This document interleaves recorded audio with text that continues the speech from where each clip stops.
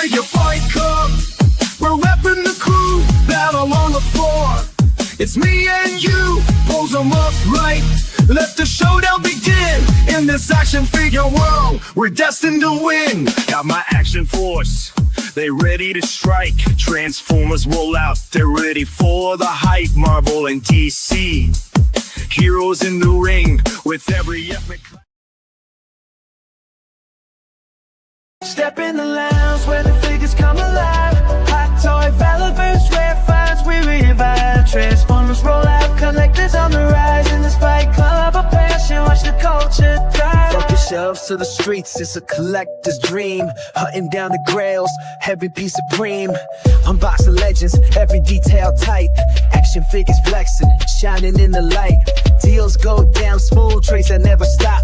From limited editions to customs that pop. The lounge got the plug, bringing heat to the game. Every figure's got a story, every name got fame. Step in the lounge where the figures come alive. Hot toys, Valorverse, rare finds, we revive. Transformers roll out.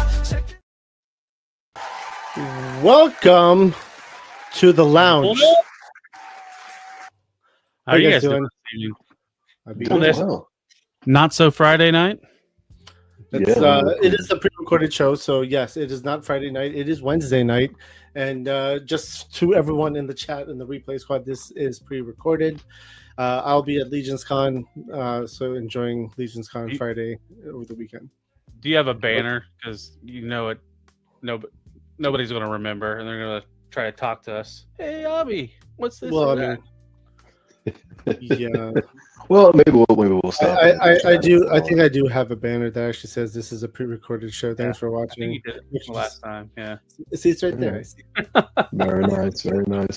Hey, Abby, you didn't tell me. I don't know if Talib knew this, but you didn't tell me we've got a new song, new intro song.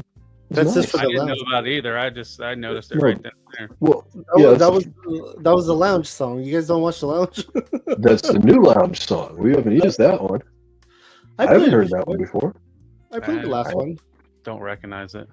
Yeah. You guys didn't watch the lyrics are the same. It's just a different beat and different voice, right? Lyrics are not.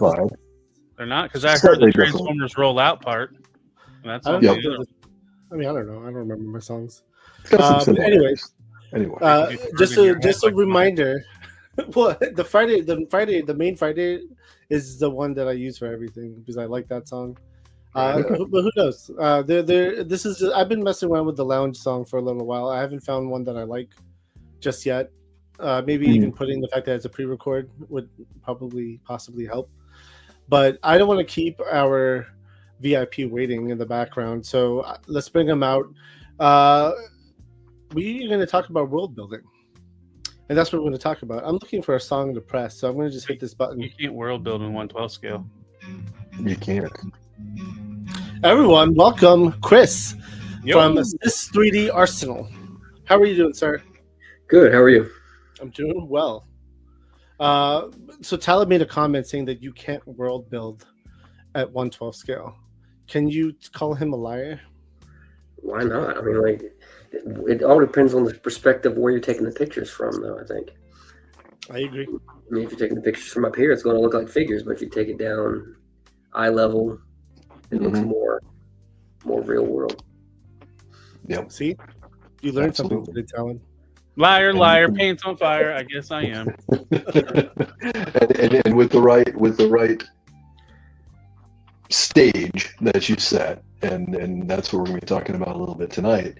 You do that's how you create it, especially from a photography standpoint, because if you pan back from it, you see whatever, right? But when you get in closer to that eye level and whatnot, with the background around it, the whole setup, it almost feels like you're right there in it. That's the intent. The beauty thing about some of the stuff that you do, Chris, is you add the little details that are required to make the background look so realistic, and that's where I find everything. The photography is awesome, but the little details that the photographers do, like the accessories, right? Whether it's someone having a missile in hand and then you have a case full of random missiles and then there's one missing, right? That's a detail.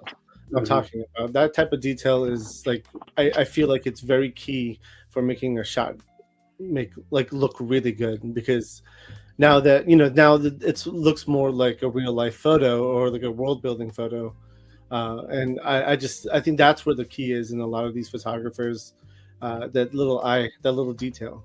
Someone did a shot with it was like an alleyway. They had a trash on the floor. I was just like, that's a good shot. Trash on the floor. like the amount of nuisance you have to go through to put little shit, like little details everywhere is insane, and it's a pain in the ass. But it makes the shot come alive. Was it a Super 7 figure on the floor or like literal trash?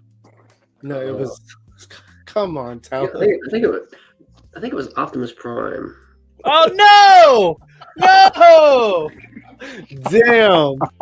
Love it. I just know you have to. It's the dig is always Transformers, so I just gotta get that in there. I get that. I fall asleep half the time he does this show. I was going to say, as soon as you say the word Transformers, Abby, you start seeing Z's come out of his head.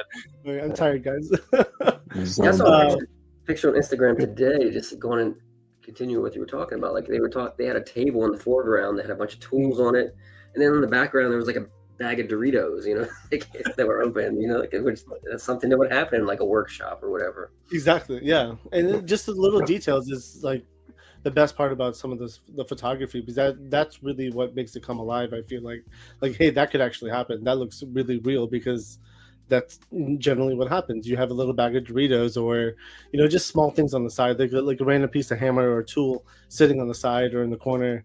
It's like, that's realistic to me. So, before we jump into what you do in world building, I wanted to kind of get to know you first.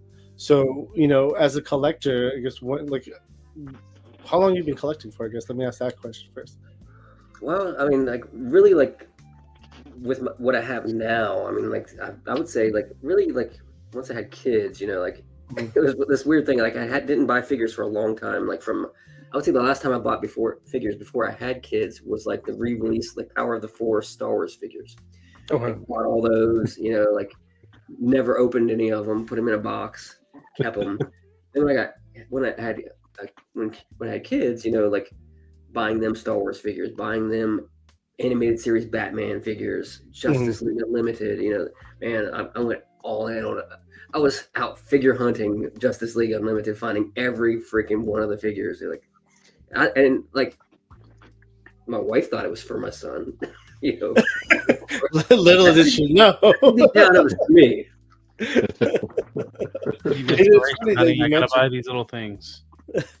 My wife, I guess your wife today knows that you're a big collector, long into the hobby. So, I guess, how long has it been, though? How many years? Well, really buying figures for myself. I think it started when Force Awakens came out. Okay. Really, I was just randomly buying vintage, because really I'm my main line is Star Wars, so okay. And I grew up with Star Wars and big Black Series guy. Yeah, Black Series. I know a guy. Oh, go ahead. Sorry. Yeah, vintage collection a little bit. I'm more of the original trilogy with vintage collection, and but Black Series, I buy almost everything up until recently. Just getting a little too crazy now. Crazy now. It's getting deep. Crazy and crazy. There's a lot more figures now that I'm not really into, and things like that. Well, there's always Ross as an alternative. I've been seeing a butt ton of Star Wars Black at Ross. Yeah, that's true. I've seen them for $3.99. I picked up a Christmas Ewok for $3.99 at Ross recently. Normally I wouldn't even. I guess that's not true. I do buy Black Series as well. I know a guy whose name rhymes with blue is selling some Black Series figures. Just an FYI. He's buying Black Series figures as well, so. But he's also selling them. Considering it. But no, I get the love for Star Wars. Ever since I started collecting, and it was wrestling for me, but it very quickly branched out to Marvel, DC, Star Wars, and Star Wars is the only line that I haven't had. I've tried to kick it multiple times, just get rid of it, and I keep coming back to it, and eventually I just kind of learned my lesson. It's Chris, do you have any thoughts on those holiday Star Wars figures? and Not- specifically not a that fan- not a fan of Valentine's that. I one think it's like, was showed off. like, I don't know. It's just that's wrong to me. Like to put weird colors on Star Wars figures. Right. Now, I think there was only one that I thought was kind of cool. Like right now they have a gingerbread man. Like I don't even know what figure it is, but I just I'm not into Yeah. it. It's like a stormtrooper or something, or a clone I trooper. think I did like the ugly sweater ones though. I'm not gonna lie. That was fun. Now Valentine's Day Ewok. Now I think that's the only one. I think now thinking that seeing that one makes a little sense. to me. See, like for me, the Ewok Yeah. it was just like a white Ewok. So I was just like, that's a white Ewok. I could use that. Pink. And a Oh, bow and arrow. No, the makes Chris- it the Chris- Ewok. no, Oh, the Christmas one. Okay. Christmas Yeah. I don't mind the pink one. I mean, honestly, if it was like $25, I wouldn't buy it at all. I wouldn't go near it for like $8 until it's $8. Then I actually might pick it up. I don't mind I think it's hilarious. because I actually, if you haven't figured this out yet, I do like the color pink and I use it a lot. so I don't mind. I don't mind pink. I think it's funny though. I agree. Like you could use that for like a teddy bear, like a big teddy bear for a 112 figure, like world building, like we just talked about. So It's um, it's like I want to buy it just to like put it in my review area as like a troll, like a troll Ewok and a troll to like F you all the people that are mad at it, I mean, you could just put a transformer there and you'll be fine. The Transformers get the views, baby. Now, Chris. So I guess what figure was, or I guess what was the moment you realized you were kind of hooked into collecting? I get And like. was it like, a figure too? Was it like a figure? Was there a certain figure that you were like, all right, shit, it's over. I would My say hobby, like, this is it. well, like starting with Force Awakens, really like the original release of the Black Series. Like I was like $20 for a figure. Like I'm not buying that because they started out at like $20, and I was like $20. I was like, I'm not buying that. I think at that time, like the vintage collection was still like $8 or $9. Right. Yeah. I would randomly buy certain characters then. But then when the Force Awakens came out and that Kylo Ren, like I think it was he's number 1 or number 2, that figure is beautiful. like I don't know, the cloth, the fabric, the soft goods, and it's just a great figure. The only thing that would have made it complete would be not for the paint apps they had then, but would be a alternate head, Yeah. paint app up to then. And that's the thing too, like that Rey figure is terrible because of the paint apps. Mm-hmm. They're using like vintage collection paint apps from like 1980 on these 112 figures. Or that Poe, the pilot the Poe. Every Poe, not just but that Poe, every Poe. True. Like I mean, at least True. with Rey, they did Rey justice. I feel like with some of her other releases, Yeah, they had some really good Rey. head scans of her. Yeah, they had some really good head scans of her. I don't think I've seen a good Poe yet. No. There's one, and it's from I think it's from Last Jedi. The Last Jedi Poe, the head is good. It's not great, but it's good. But it's Last Jedi. So, Yeah, I don't personally. I don't do first order stuff. I refuse. So, like as I said, I was into Star Wars a lot, and it was everything. Then it was like just Imperial and prequel. Now it's just Imperial at this stage. Just too much out there, and I can't collect all of it. Yeah, So- I'm scaling back too, like trying to get away from like first order stuff. It's more original trilogy, and I'll accept the Mandalorian world as well. So, Mandalorian world, you accept it. So that means like that's inclusive of like Ahsoka and things like that. I'm not into that. No, It's like- you're like, whoa, too far. So I mean, But I'm not into it. so they're releasing the Mando and Grogu movie. I've heard that's coming out, and that's going to be all Imperial based. I'm assuming as well. Well, it's pre sequels, right? So it's after the original trilogy. So in between. It's like Yeah, the which Fallen is- Empire, dark times for the Empire. Yeah. Right. So I mean, I guarantee you, with the new stuff that's coming out, it's going to be good figures. The stuff looks good today. Is just that $27 price point is a little scary. And then who knows what's going to happen next year? It's going to go to $30. I guarantee you it'll be $30 by like mid next year. Yeah, I stopped at Walmart today and saw Marvel Legends X-Men 97 Cable. I'm like, I really want that figure, but I don't want to pay $27.99 for it. I got this today. Ooh. And like almost anything original trilogy. This is the Luke Empire Strikes Back battle from Comic-Con. Like that's Did you open there yet? Not yet. No, I just got it today.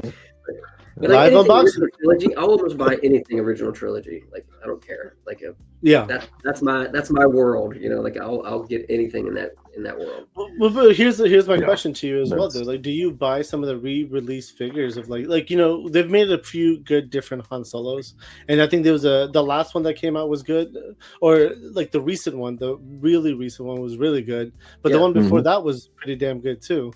So it's like, do you re-buy them or do you? Do. You do. Yeah. So you have that the perfect one. You know, like, so I haven't opened the newest ones yet, but I am working on some stuff that I'm going to open them and take pictures with them. But gotcha.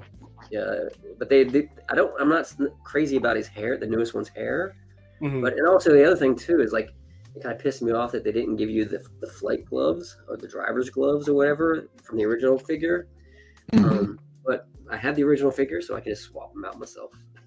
Yeah, but the original one doesn't swap, right? I mean, the new Star Wars stuff is swappable, I think now. I hope so. We'll see. You won't be able to swap them, Chris. The new Han Solo is on there's a ball peg. Yeah. There's a ball peg for the hand rather than the regular peg that goes in. It's like the Cantina guys, the Cantina band members. If you got those guys, yeah, it's got like that. The band. Yeah. I like those guys. I hate how they did that, or they changed the balls a little bit and things don't intermingle, because they did the same thing with classified heads. Don't get me going on that. The G.I. Joe stuff that pisses me off. I can go on a rant about that. So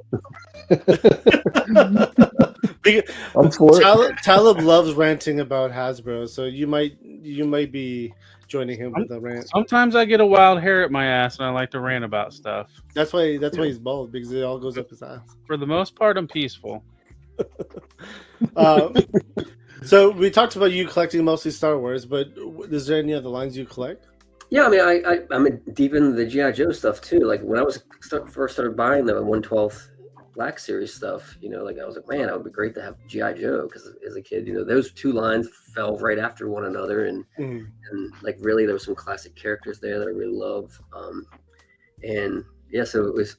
I was hoping for it, and when it came out, dived right in. And like I randomly, I love DC figures, but like I don't know what it is about the McFarlane figures. I just can't get into them. There's something about them I don't like. I don't.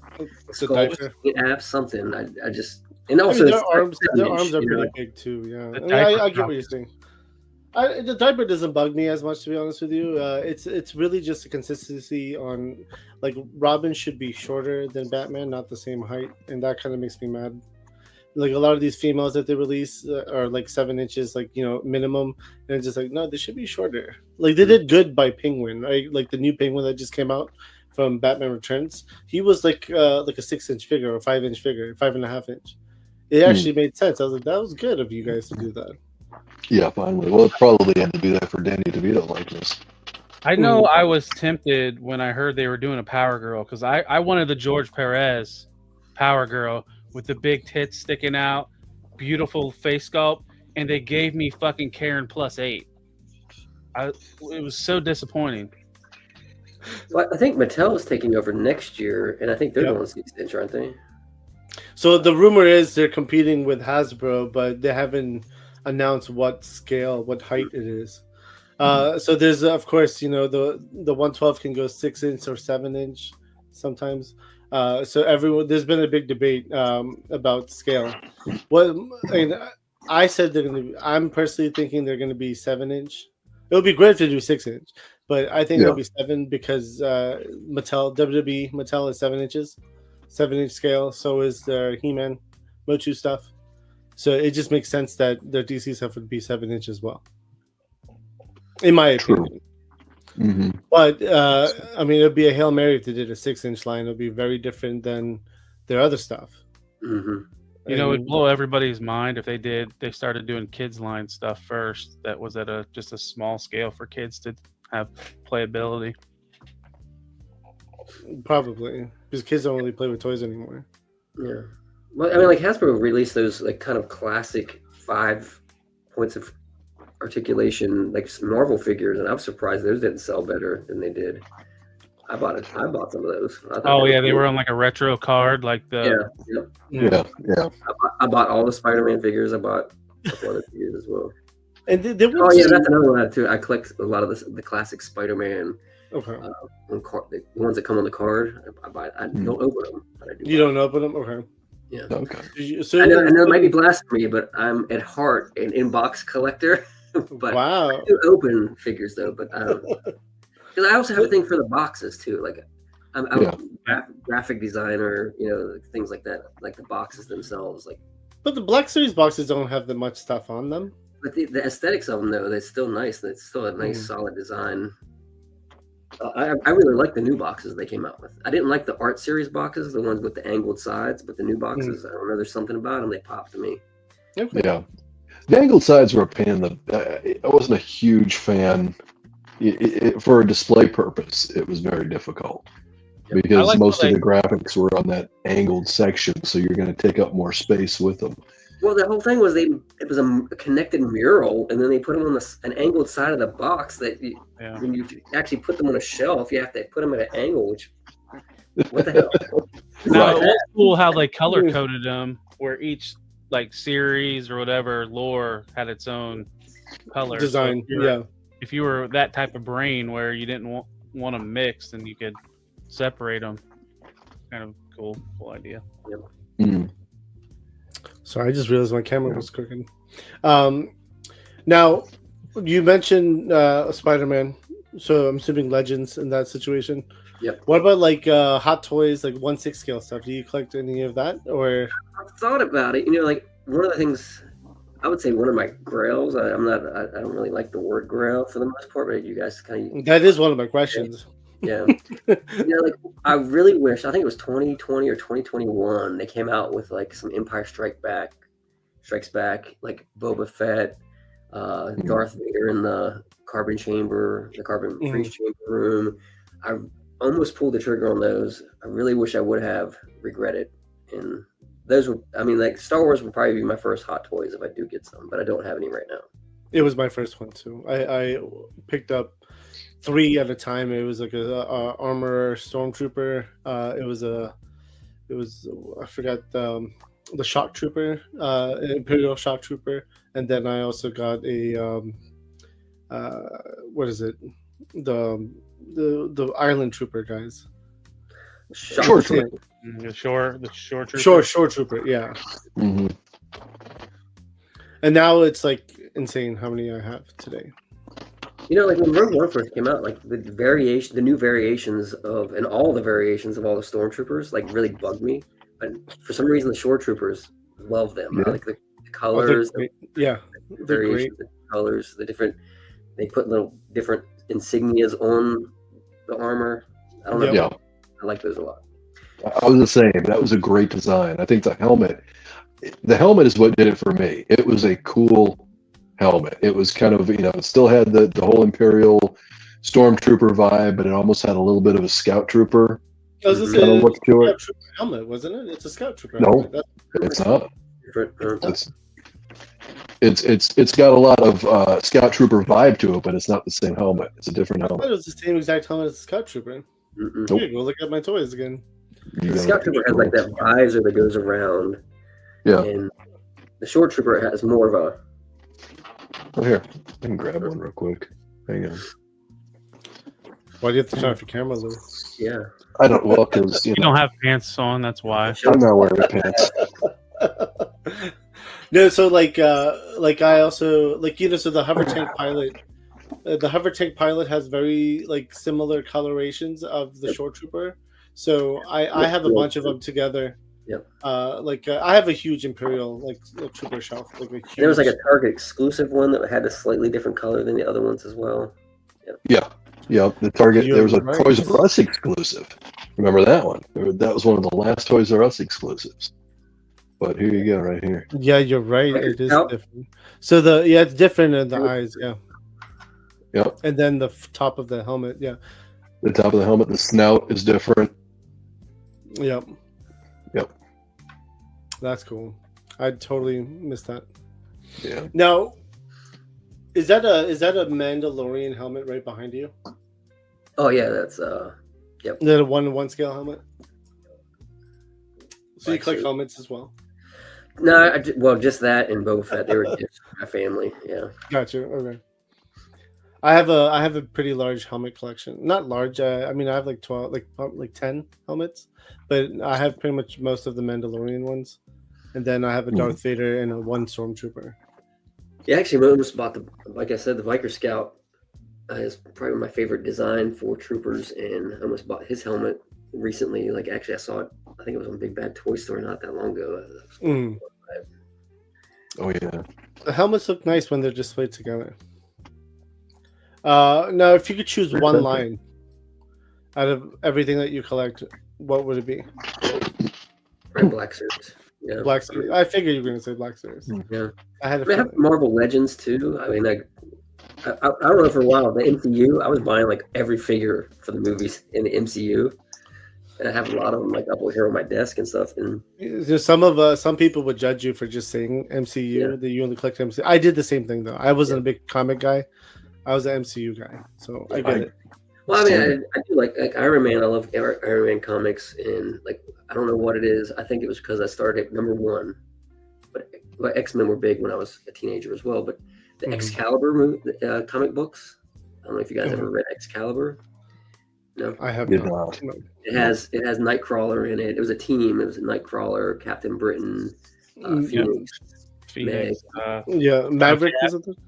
Was Shadowcat in it with Lockheed? Cat was in it. Yeah, and I don't know what it is, but it was kind of crazy and different, and that hits hard with me.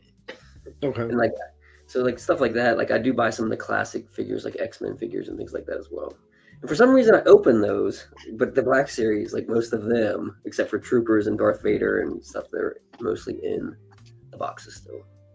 Well, they look so nice when you put them all together, though. Like, I have a fairly large, like Black Series collection, I would say, and like I have it like it's like it's on a bookshelf, right? You have like the 5 shelves on it, and like on the top shelf you have Vader, Emperor, and then like all the officers, like just different officers, and even custom heads on some of them, or like just different heads.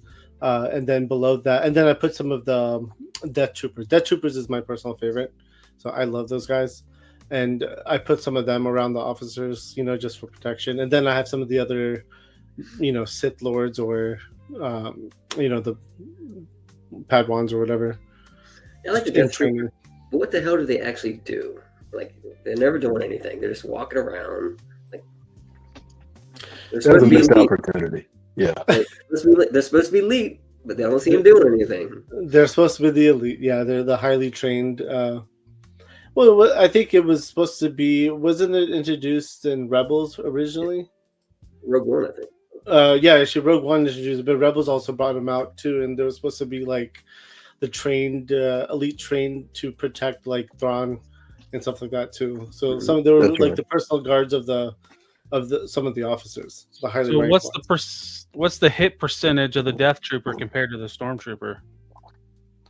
Well, it's supposed to be elite. The thing with it, some of the lore behind them is there's theories that they're undead or that they've been, because you hear them talking and you can't understand anything they're saying. They've got that digitized.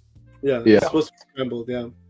Yeah, it's supposed to be. And if you look at them, they're also taller and leaner than your average stormtrooper. Yep. So I don't know if they've ever delved completely into it on a canon level or not. I don't know. Maybe they did. Maybe I just never read it or whatever. But that's kind of the idea. That whole undead thing from Ahsoka, that was one of the worst moments in Star Wars ever. That was pretty rough. I didn't mind it personally. I kind of liked it. I thought it was funny.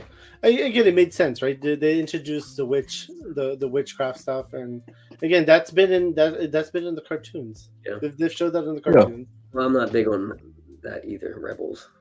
Okay. I love Rebels. I don't know, like some of the lore that they kind of expanded upon. I'm not a big fan of it. Like that whole Jedi world that they go into, whatever that's called. Brother, the sister, and the father. Yeah. Mhm.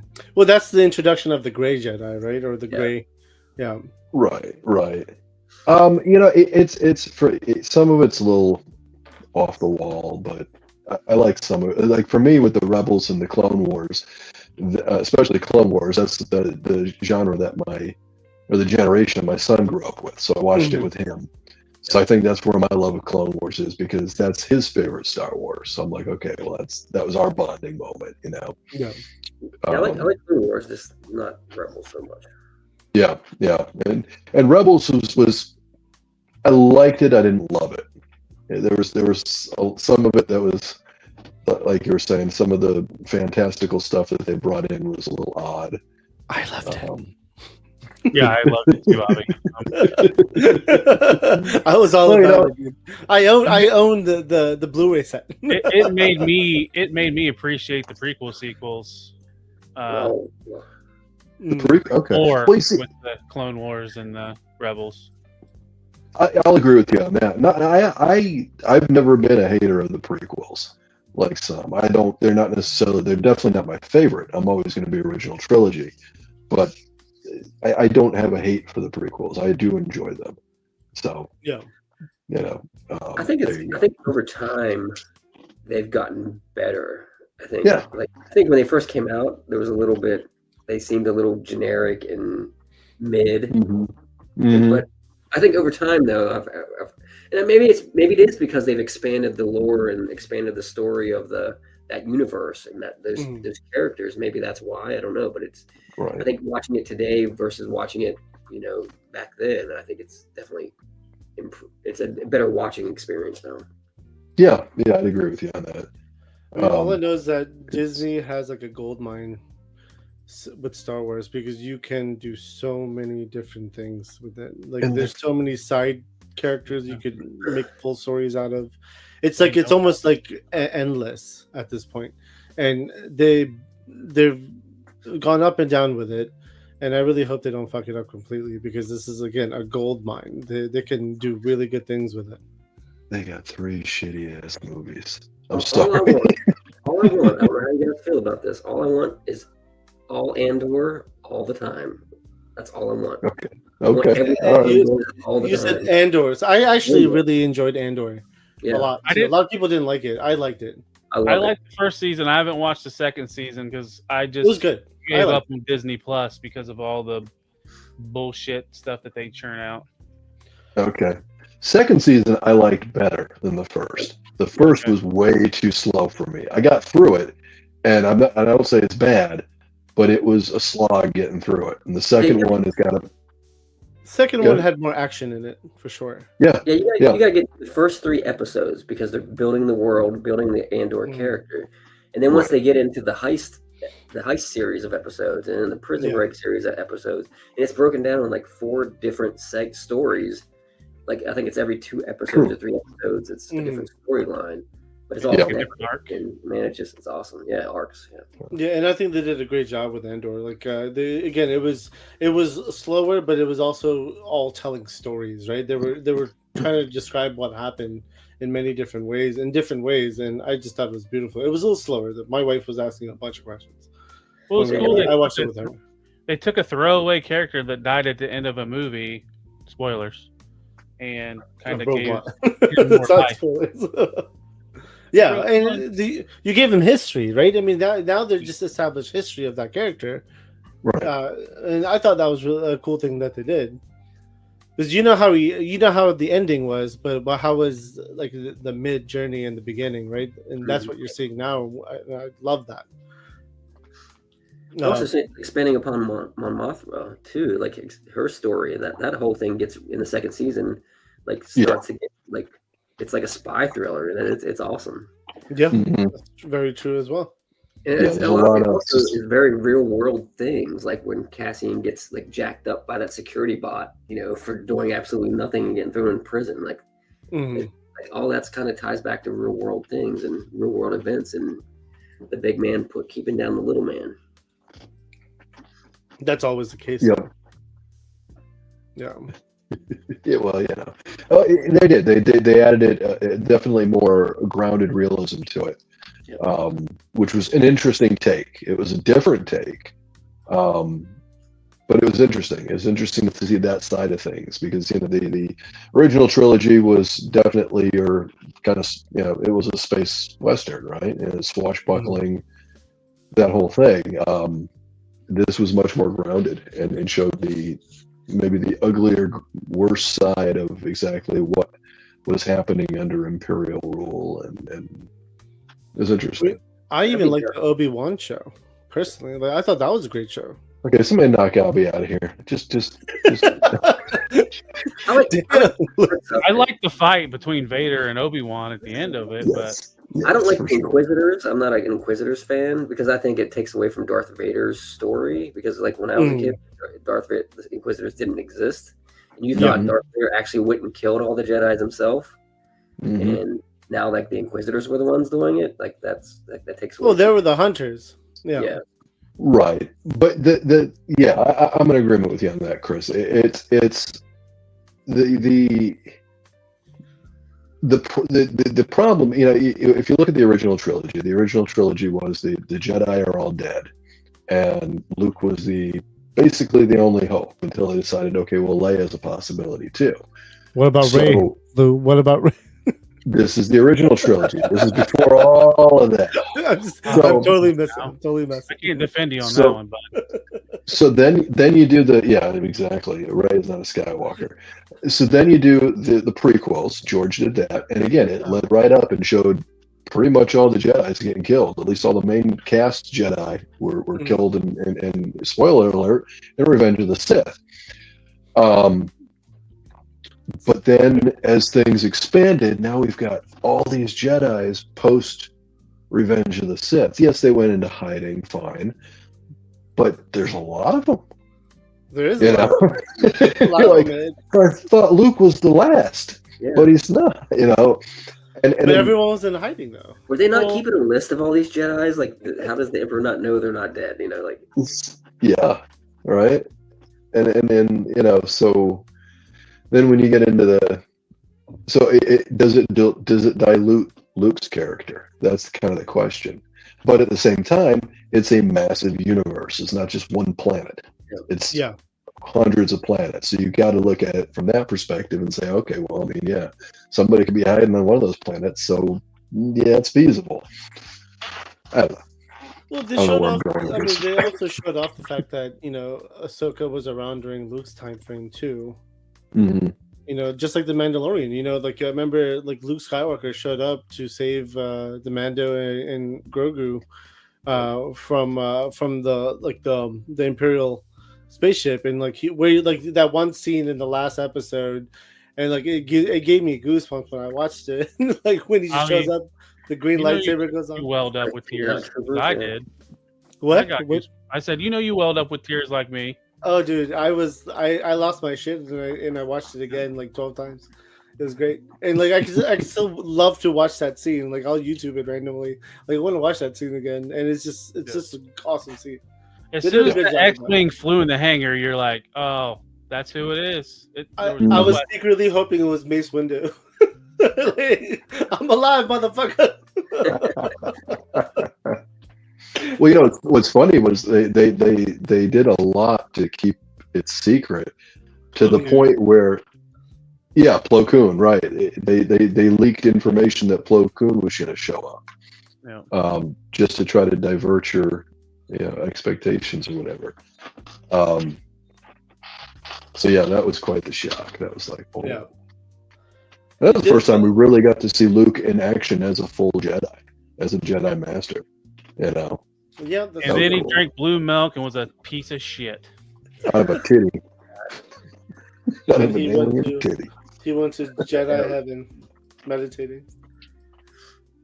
Yeah, I hope again, Disney has the power right now to do a lot of cool things, especially with Darth Vader and Luke Skywalker. You could expand on their story, on what they did, you could expand on Darth Vader, like hunting down and being this monstrous person that everyone was terrified of. You could share that, right? Why not share that? And I think that would be the dopest thing in the world. I mean, I'm okay with recasting or doing an animated, whatever. Like, yeah, exactly. Right. But it needs to have that, like where you're just kind of terrified of the guy. I had so much fun playing the Star Wars Force Unleashed video games. I would like to kind of see more of the Star Killer and where he could have ended up in the live action stuff, and then bring Sam Witwer in as him, because he portrayed him and did the voice acting for the video game. So that's what you have so many options to do something cool with Star Wars right now. Like it's just endless and it's insane. I just hope they don't drop the ball. And yet we get what we've got. Anyway, hey, Andor was good. Obi-Wan, I even like Ahsoka. There's aspects of Ahsoka that I enjoy, and I'm looking forward to season 2. Unfortunately, the biggest aspect that I enjoyed the most was Ray Stevens' character, and the passing of him sucks. He was awesome. He made that show, in my opinion. Yeah, I want to know more about his character than anybody in that series. Yeah. So, I'm glad they're recasting it because they're going to continue the story. You don't care for the blue Elon Musk? Yeah. He's all right. I mean, he did fine for Thrawn, but Disney Thrawn versus the book Thrawn. Right. I don't know. If you read the book, I read the book, yeah, and it's a big difference. And he was a strategist. He was also a really good fighter. So he was a little pussy. So I agree. He was definitely much more colder and very menacing. When I read that book, or the series, he was he came across on the pages as very menacing. Yeah. Intelligent but menacing. They've got the intelligent part right in the live action, but he doesn't really come across as that scary to me. Mm-hmm. I think that's where Rebels actually did a good job portraying Thrawn for the most part. Or was it Clone? Yeah, Rebels. No, it was Rebels. Rebels. Yeah. He was pretty good in that. Yeah. Oh. But it was the same actor too, right? The guy that played the voice of him is the live action. Skarsgård, yeah. Is it Skarsgård? Yeah, it sounds right. Wrong. It's not There's like 20 Skarsgårds that are actors, so tracks. No, I think I'm wrong. Anyway. No, I think didn't Malfoy's dad from Harry Potter, didn't he do the voice of him in Rebels? Whatever his name is, Jason something. Oh, as soon as you said it, I was thinking of I think he did, actually. Yeah, I think he did Thrawn's voice in the cartoon. I'm looking it up. Well, whoever did Thrawn's voice in the cartoon is Thrawn in Ahsoka. So it's the same guy. So that's why I'm wrong. I'm 100% wrong. So, I mean, I know the character, again, in Rebels, I fell in love with Thrawn. I thought he was such a badass character. And they have room to do him justice, I feel like, but I don't know. It's all in the air. Well, and Rebels gave us that really awesome scene where Ezra's getting chased by Maul on Tatooine, and they come across Obi-Wan in the middle of the desert. Mm-hmm. And they have that dialogue between Darth Maul and Obi-Wan, and then the final battle between the two, and Obi-Wan takes him down with one blow. Mm-hmm. Just to show you how powerful Obi-Wan is. Yeah, well, that was epic. I can't remember what I watched, but they were saying that's how important Obi-Wan's position was, to where he was not fucking around when Maul was a threat to Luke. Mm-hmm. Took him down with no trouble at all. Yeah. We got carried away with Star Wars talk. So let's get back to on track. Now, what are your top 5 figures in your collection? My favorite figure is the Comic-Con exclusive Boba Fett Kenner paint app. I think that's, I think I have it sitting right here. this figure right here. Oh, my virtual background is not letting me hide. I was like, you disappeared. Yeah. I thought those were arcade machines at first behind you. I'm like, oh no, those are 3D. Yeah. 3D But prints. it's the Comic-Con exclusive of the original paint app from the original Boba Fett figure. Nice. In Okay. Black Series, yeah. The one like in like teal and It's yellow. It has like yellow shoulder pads and like different red. colors. Yeah. Yep. I think I know what you're talking about. I'm jealous. I'm supremely jealous. That's like the one figure I don't have. I wanted so bad. Congratulations to you. Vintage collection version that came out last year or the year before as well. Yeah. Mm-hmm. The Target exclusive. Mm-hmm. So that's one of them. What about 4 more? Let's see here. I know this isn't gonna be a lot of people's figure, but I love the first Groot figure from Guardians of the Galaxy. That I love posing that figure for some reason. He's tall. He's got. I don't know, The Build-A-Figure one, right? The Build-A-Figure one? Yeah, but there was also this. They released it again as a Toys R Us exclusive, where you actually came like the little Groot and stuff like that. But It came with the other two, or like Yeah. I know what you're talking about. Okay. I love that figure. I also love the white Boba Fett. It's the same figure. The prototype. The prototype. Walgreens. Even, they made a Shadow one too, right? Shadow. Yep, I have that as well. Yep, it's like comic book version Shadow one. It's actually worth some money. I guess they didn't make a lot of them. Yeah. Oh yeah, that was a challenge to find too. Yeah, for a good price. Yep. Yeah. I love also. I mean, you'll see here that most of them are Star Wars figures. The recent release of the Empire Strikes Back Darth Vader. That figure's awesome. Yeah, that was gorgeous. Yep. Let's see, what other figure do I play around with a lot? I pose Spider-Man figures a lot. I don't know which one to pick, but I do pose a lot of Spider-Man because, like that, I think that's one of the big things between Star Wars figures and like Marvel figures is that, like Star Wars figures, like they're not often in like weird posable positions. You know, like they're usually just standing there with a rifle or whatever. Where comic book figures, superheroes, they're more you can sling webs and the articulation for Black Series is not that great either, though. Yeah. And as Talib is showing the comic book style posing. Technically video game, but yeah. Yeah. Gamerverse.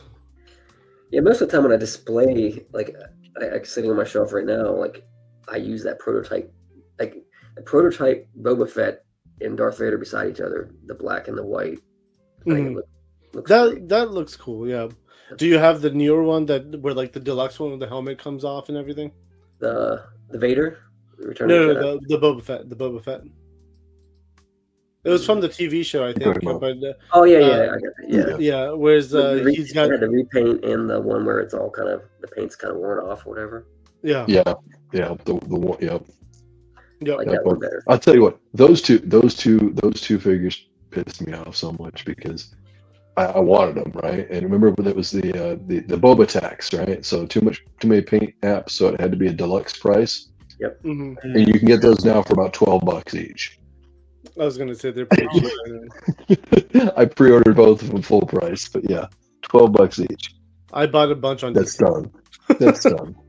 I did too. I needed because I needed inbox for those. I needed both. That's one of the ones I needed. Yeah, multiples. Anything Boba Fett, I need multiples. You know, so what is the most surprising or unique figure in your collection? I would say, you know, I was buying those little, what are they, Ben Cooper costume kids? Yeah, right?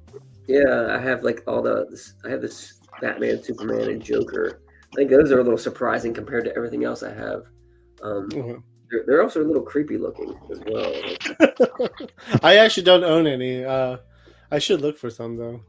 Well, to be fair, those Ben Cooper mask and like Butcher Slickers were kind of creepy at the same time. Well, I remember I wore that exact Batman costume, and I remember like the mouth opening, like sticking my tongue in it and then cutting my tongue all the time. Yeah. And Yeah. I had the Incredible Hulk. I remember that one when I was a kid. Yeah, I think I had the Batman one as well, and you know, growing up north, Halloween it was always cold, so you got the runny nose with that mask pressed up against your runny nose. That was even worse. Yeah. I also have some like Oh, Speed Racer figures from like I don't know, the late 2000s. I have the Mach 5. I have Speed Racer. I have Trixie. I'm a little, I think I'm a little bit older than you guys. So, like Speed Racer was still on TV, and so. I mean, I've seen Speed Racer, so. Well, I remember like when Cartoon Network hit, it kind of came back on there. Yeah. yeah, we brought it back up. That's also true. Now, if you could cancel one figure line, which one would it be? And any figure, and don't say Super 7. I can. Well, it's part of Super 7. No, he's Reaction saying it to line. me. I think the reaction line. I don't know. what it I'm is still about trying to reaction- get Brian Flynn on as a guest, so stop it. The reaction line. I'm not a fan of. Yeah. Reaction, okay. Yeah, I mean that's Super 7, but it's like I don't know.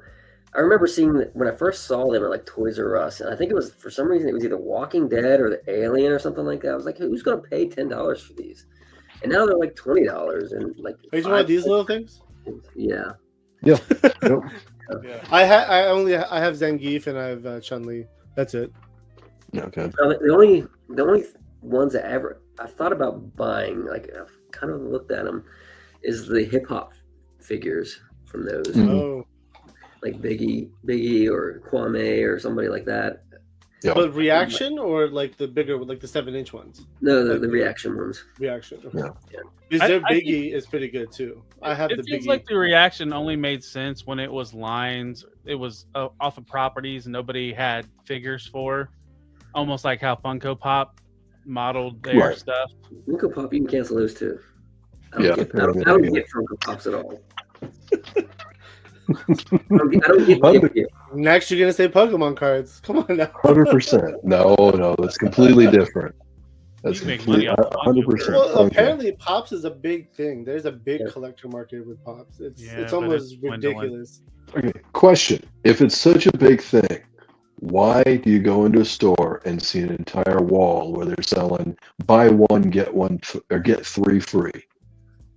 They ain't moving that much. Well, I think didn't they crash? Didn't it crash recently? Like It did. Yeah, this year, I think. Yeah, it's in the process of crashing. And I've never actually met someone who was. Yeah, I mean they're out there. I know that. You're right. There are definitely Funko collectors, but I've never met one. I've met a lot. I mean, I go to a Have lot you? of conventions. I've met so many Funko collectors. Like people like were like, "Hey, I can't wait to get this Funko Pop," and like people Okay. will like message me like, "Hey, do you have you seen this? Can you look out for this?" I was like, "Dude, I don't even know. I don't know anything about Funko Pop, so I don't even know what to look for."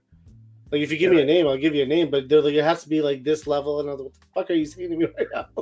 Huh? usually the answer is like, "Oh, I think they're cute." Okay, well, I got this Valentine's Day Ewok for you then. Well, so serious question though. Do you own any Funko Pops? I own 0 Funko Pops. I never even thought about buying a Funko Pop. How about you, Lou? I have one. Tom Brady. See, he supports. Ugh.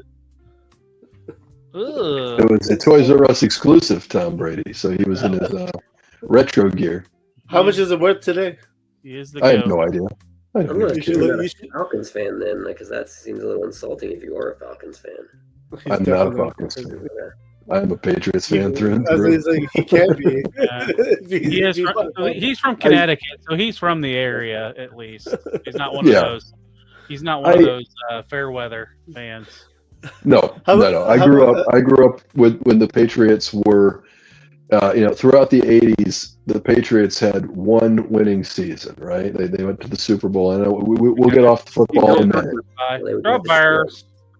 But yeah, so they and the funny thing with that is and I was right there in New England at the time, and I remember that Super Bowl, even in Connecticut, no one cared about the Patriots being in the Super Bowl. It was all about the Bears. It was ridiculous. It's like, you guys remember there's another team that made it? No?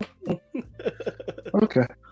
All right. Yeah, the Patriots sucked, and I grew up my entire life with the Patriots sucking, so I enjoyed my dynasty in the 2000s. Nice. Anyway. My team still sucks, so it's okay. I enjoyed every year the Patriots kick the Steelers out of the playoffs. Yeah, me too. Now, question for Talib: do you own any Funko Pops? Yeah, I have one. It's Grimlock. It was like a GameStop exclusive, and that was like one of the first ones, and that was one of the last ones I ever bought, or last one, only I have one. like 4 or 5, something like that. They're like they're stuffed in my shelf somewhere. I have no idea where they are, to be honest with you, but I do own them as well. If you tried to give me a Funko Pop, I would say no. If I try to give you a Funko Pop, you would say no. I would reject it. Yes. What if it was a Boba Fett sitting on a throne? I'll pass. Really? Yeah. Not even a Boba, like a Star Wars, like a Boba Fett? No. I do have the Boba Fett one where he's sitting on his throne, and that Asian chick was next to him. Vinnick. I have that one. Yeah, Finnick. Yeah. Finnick. Yeah, I have that Funko set, and I'm pretty sure I have Spider-Man India, Ahsoka, and I'm trying to remember who else. I don't know who else. I wouldn't mind seeing But me that's right. sitting on a throne, but not in the Finnick Shan outfit. No. Give her the different outfit. Now, Maybe the outfit, she looks pretty good in that. The Chung-Li, yeah, that'll work. Absolutely. we talked about one figure line you would get rid of forever, but is there an underrated figure line you think deserves more attention or more love? Transformers? No, I do love that. I do buy some of the Transformers, the movie ones, because of course, like the movie Transformers movie. No false yet. You start talking about Transformers, it's happening. I'm not super diverse in collecting figures, so that's the problem. I do love them. I mean, I don't know if Legos are considered figures, but like I have the Voltron, I have some of the other stuff like that. I mean, Legos is a collection. I mean, I would call it like a separate thing, like a Funko Pop type situation. Yeah. But it is definitely a collection. Yeah. Legos are expensive as hell. They're crazy. That Goonies set, $360. Dude, it's insane. The Lego people they're also nuts too, though. And then they pay money for those light kits. Those aren't cheap either. Yeah. But they make those sets look really cool. Oh yeah. Oh, buddy of mine, he does the Lego's one of his addictions, and Ghostbusters, and he got the whole light kit he got the Ghostbusters Firehouse, and he got the light kit for it. It looks amazing. It's unbelievable. It's but it's a road I will not. I won't dive into that. That's the only Star Wars toys I own anymore are Lego sets. Really? You don't have any Black Series at all? Nope. Sold them all. Some of the droids you might like. Since you're into machines. They're not the droids. Oh, go ahead. Yeah. I said they're not the droids I'm looking for. I see what were you going to say, Lou? What were you going to say? I have no idea. I was going to dive back into a Star Wars conversation. We can move forward. Don't worry. I'm gonna change the show title to Star Wars: A Galaxy Far, Far Away. There's nothing wrong with that. Now you talked about being mostly an inbox collector. What is your setup like? Like, what is your room like? As you can see behind Talib's, he's got his shelves. He's got the one shelf with a bunch of purple lights, and Lou's got his shelves, and then I have mine over here. What about yours? Mine's in a little disarray right now because I'm actually expanding my printing shop and stuff like that. So I've been kind of moving stuff around, and really like that's what really kind of screwed up my collection for the most part of displaying them, because the printing operation takes up so much space, like with all the filament and the printers and all that stuff. Like I squeeze in that stuff in every spare space that I have. But I do have a couple bookshelves that have Star Wars figures on them, and I have some. I make like walls for the Death Star wall, so I have that set up. Oh yeah, okay. Figures are in there.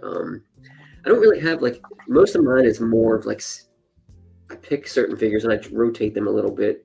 I create scenes kind of on the shelf. Mm-hmm. So you then world build. And then I kind of swap them out every so often. Mm-hmm. But then occasionally they just get knocked over and stuff gets put on in the diorama because I need a space to put something. Yeah, it's not figure related. Yeah, which I understand. Now this is a good segue into the bulk of what you do, which is this 3D arsenal, and you do 3D printing. So the first question with that is, how did you first get into 3D printing? What drew you into making, or making designs and things like that? Well, it was exactly that. Like I was like, so I had all these figures, and I was just kind of, they were just randomly scattered throughout. I started putting them on a shelf, and like you couldn't see the ones in the back. So I was like, well, let's figure out something else to do with this. And there was several people that had STLs out there of, or had STLs or selling prints of certain things. I ended up buying some Star Wars crates and things like that from somebody that were 3D printed. And I got it, and I was like, and I downloaded a couple STLs, even though I didn't have a 3D printer, just to see what the deal was or whatever. And I was like, I can do this, because I used to actually just like make custom Unreal Tournament boards, like maps. So it's kind of, it's a similar thing, like where you, instead of taking away from a big block of the environment, you're adding to it, so, or shaping it or whatever. So I already had some experience with that, and I took like technical drawing class in school at some point. And so it was kind of like something familiar to me already. And so I started designing my own walls and things like that. And then I bought a 3D printer. And then I took some pictures and posted them. And people were like, hey, where'd you get that at? And I was like, well, I made that. And they're like, can I buy it? And I was like, wow. So originally I was just going to sell the STLs, because I had no intention of like selling printing, a bunch of stuff and selling it to people. But people kept asking for it. And that's kind of how it got started. Like, I was like, okay, well, I guess I can sell it to you. And then somebody else wanted it, and just kind of steamrolled from there. So, I have some bounce back questions off of your comment back to me. Now, you said you do your own designs. Yep. So that had to be some type of training in artwork, or just to learn it, right? There had to be something. Yeah, I mean, like I said, it was very familiar already from learning the Unreal Tournament engine, like designing maps and stuff in that, and like also technical drawing. You draw things like in technical drawing classes. You actually take a real world piece of an engine or whatever, and then you have to draw that in graph paper in 3 dimensions and things like that. So it's very similar to that. And also you take calipers and measure things, and like really like everything I make, for the most part, why it looks realistic is because I'm actually taking measurements from somewhere else, either with calipers or myself or a website or a technical diagram, and then shrinking it down and reproducing it. That's cool. Okay. Pretty much how I do it. Now, do you print in filament and resin, or just one of? Right now it's just filament, but like I want to start making weapons and things like that, and to do that I need to do that in resin. So I am exploring getting the details. Yeah, resin will pop the details a lot. Yeah, I agree with that. Now, how many printers do you have? Right now I have four Okay. Bamboo Lab printers. Nice. Okay.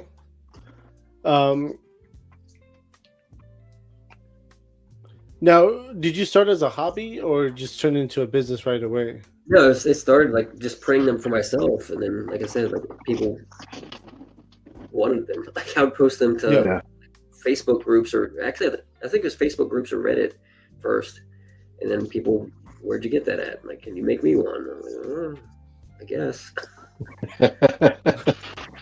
Have you ever sold the STL file? Yeah, I have they're listed on a couple different websites, but mostly I sell them on Cults 3D. Okay. Was it the G.I. Joe, the crates? Yes. And the Cobra crates? Because I was looking through your website and I was like, that crate looks so familiar to me. I used to have that crate, but someone else printed it for me. Oh, So I was just like, I was looking. This is exactly the same crate I had, where you had 2 inserts.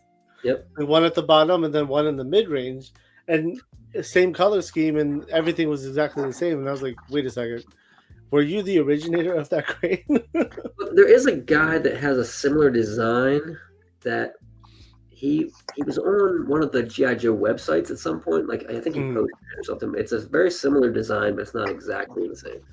Okay, I mean this looks exactly with the you have the different options for the inserts, whether it's a plain insert.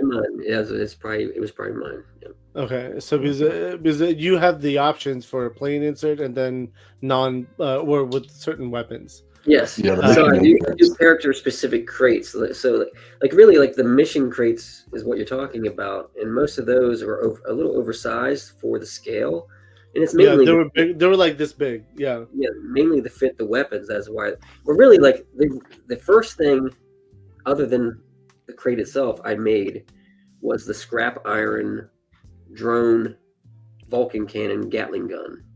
So I made that like 2 years ago, and I wanted it to fit in the crate, and that's pretty much why the crate is that size, and also because I also wanted some of the longer rifles to fit in it as well. Right. And then I have the utility crates are more true to scale stuff. Since we're talking about your stuff right now, I'm gonna just click on the crates. I'm gonna share my screen because I have your website open, and that way we could kind of talk about while also looking at the photos. I feel like it doesn't give us justice, right? When we're just talking about it. There you go. So, just an FYI, it's sys3darsenal.com, and I will drop this in the description and then also to the Etsy page. So just check that out. And it's a cool website. Definitely look through it. So we're going to just start scrolling through. So this is the Joe crate. Yep. So yeah, this one was designed for bazooka, and like, pretty much I have to make like a model of each one of I remade the models for these, so that way I could fit, make precise cuts for the things that fit in there, and they fit very tight into the slots. And it's supposed to represent like a foam insert in a yeah. Oh, this is really dope, man. I mean, again, I swear I've owned the Cobra. Like this is like I was looking at this when I saw your website and I saw like coming down here like this. I was like, I've had this before. Yeah. I've owned this. This was sitting behind me once when I had the whole Cobra display. Yep. I sell them on eBay too. So like, no. But the person who who gave it to me, who sold it to me, printed it for me. Okay. So he had the file. Yep. So you can get those on. Yeah, it's pretty slick. It's really nice, actually. Oh, and the missile can fit down in there, so when you're not using the missiles. Yep. Yeah. Oh yeah. I've had the blue and the blue with the red Cobra symbol and the black with the red Cobra symbol. And I sold them when I got rid of my Cobra stuff. And this is definitely nice. So the handles go up and down as well on the sides. Yep. Mm-hmm. Yep. That's one of the things. That's one of the nice touches that I like about these. So that is pretty dope. The detail, being able to open them up. The I don't have any of those yet. They're on my list. So, but this is the type of detail, right? This is the type of detail you and I were talking about at the beginning. Having a shot where you start seeing like a nice crate and then you open it and then everything is like nicely put in, which is more realistic. And this kind of gives you that impression. And that's what I like. That's the detail. Because stuff like this is what makes the shots, in my opinion. And the funny thing is, every review I get, they always say, which I guess this is, it's an insult to my photography, but they always say, looks better in person. I guess I take good pictures, I guess. I think it's the lighting, though. I think the lighting shows off a lot of the flaws in the FDM printing, like the line. Okay. Because I'm using bright light. Yeah, right here. Yeah. You're definitely using bright lighting. But you've got to use that bright lighting when you're advertising the product because the focus is the product, right? So you don't want to get artsy with the shot when you're advertising the product. And that's really like the hard part is like I do like a lot of my stuff that I actually have in my collection is actually like weathered and painted and black washed, but I can't really take pictures of those and share them because I don't want people to think that's what they're going to get. You know, right. That's a whole effort in itself. That's your own thing. Yeah. Well, you could put a disclaimer. You could say this particular shot was customized with weathering and paint. Now the wall and paint and do it. Is this your printed wall back here too? Yep. That's the concrete block.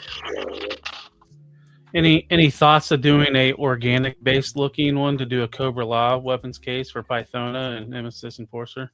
Yeah, I have thought about that. It would be a little difficult because you'd have a lot of curvature and stuff.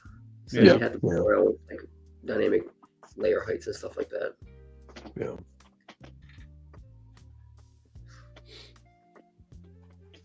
Hey, this is good stuff, man. Oh, yeah. Again, if I guarantee you that was your design that I had, like this crate, that was definitely yours because it looks exactly like this from the outside. But I had 2 blank inserts.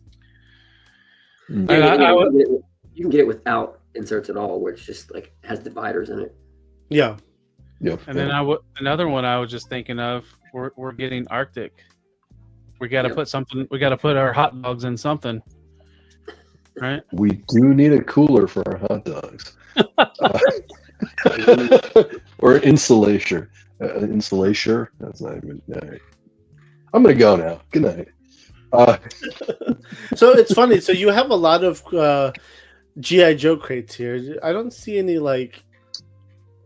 Oh, I guess this is mission crates for GI Joe. But do you have one for like Star Wars? That's coming soon. Yeah. Okay. So that's the whole thing. Like it's funny. Like the first things I designed for myself were Star Wars stuff, but then I took some pictures. I think it was of Firefly and like the GI Joe walls. Okay. And that's like that's one of the newer crates. I spent a lot of time putting the good details on there. But the GI Joe stuff kind of took over, like just constant stream of people asking for it, and I just never got back to releasing the Star Wars stuff. And I'm actually spending a little time on that now and hoping to get that out soon. But the other part of it too is everybody sells Star Wars stuff, so I'm a little aware of other people, and I don't want to step on too many people's toes, because it's a little bit of a saturated market. But I do have kind of a customer base now, and people ask for it. Are you going to make some Star Wars stuff? It's in the works. So how easy is it to replace like a logo? Well, actually, like it's not super hard if you have the SVG file. It takes anywhere from 20 minutes to an hour to do it, depending on the quality of the logo. Gotcha. I want this thing like this, but in a different color, obviously. But I would like a gold bar crate, but I need I would want crimson red, don't you?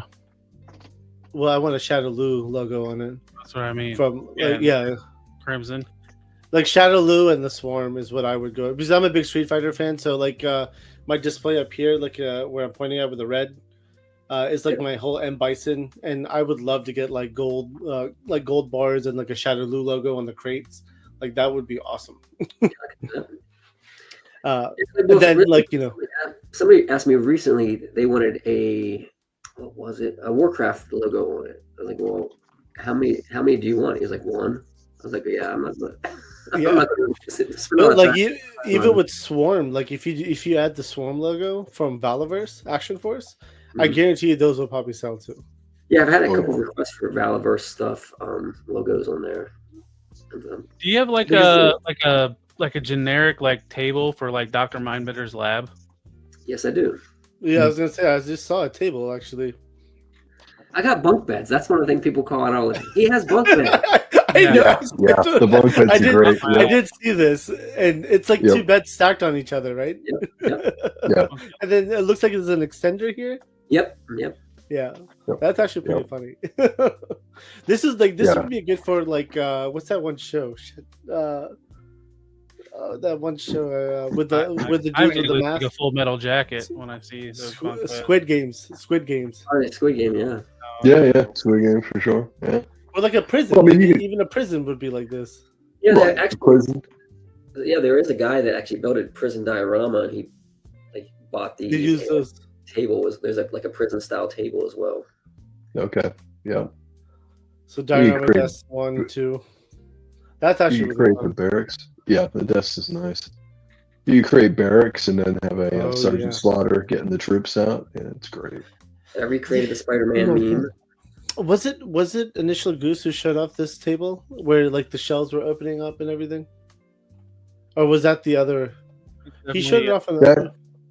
Definitely a desk That was- Jameson needs to be sitting behind. Yeah. Yeah, the filing cabinets. I mean, that's an office right there, like with the desk and the. And then you have the medic figures that are coming out. You got these crates. That's perfect. Now, do you make the skids as well? No, somebody Okay. else does that for me. All right. You have some totes. Yep. And really, like a lot of the stuff stems from like I think of a picture I want to take, and then I just make Mhm. stuff to fill up that picture. Like I want like I have a conference table and chairs, and I wanted to take a picture in a conference room, so I had to build all the stuff to make Yeah. that scene. I remember seeing a conference room here somewhere too. Well, all the Yeah, extra and accessories that's- for Joe's. We need totes. The Joes need totes to put those extra accessories I in. mean, Oh, exactly. Diorama. I think it's under diorama. yeah, diorama. Yeah. Well, Yeah. that's how I Here's found the- you. Here's Rather the than armory. being, See, that's Yeah. badass. yep, that table setup is awesome. That's how I found you, Chris. Was because I don't know how to create my own, so I decided to jump on Etsy to see if I could find someone who did know how, and lo and behold, found your Etsy store, and it's like, oh, okay, this is exactly what I need. Here's an office That's chair. how it started. Here's a conference table right here. Yep. Well, here's the office chair right here. Yeah, office chair too. Yep. Oh, you have it. Yeah, I have Here, one. let me blow you up for a second. Sure. Other way. Yep. Yeah. That's cool. There we go. Uh-huh. Yep. Yeah. And you the got- Go ahead. go ahead. I was gonna Well, say you go, Chris. I was gonna say, like, you got that picture down there at the bottom. Like I wanted to take that picture of like the office confessional, so I had to create like that wall. Oh, this thing. right here. Yeah. Yeah. All right. I'm Yeah, gonna love that. remove- There you go. That's a dude. I actually kind of like the walls right now too. I'm kind of digging the walls. Is that on the website too?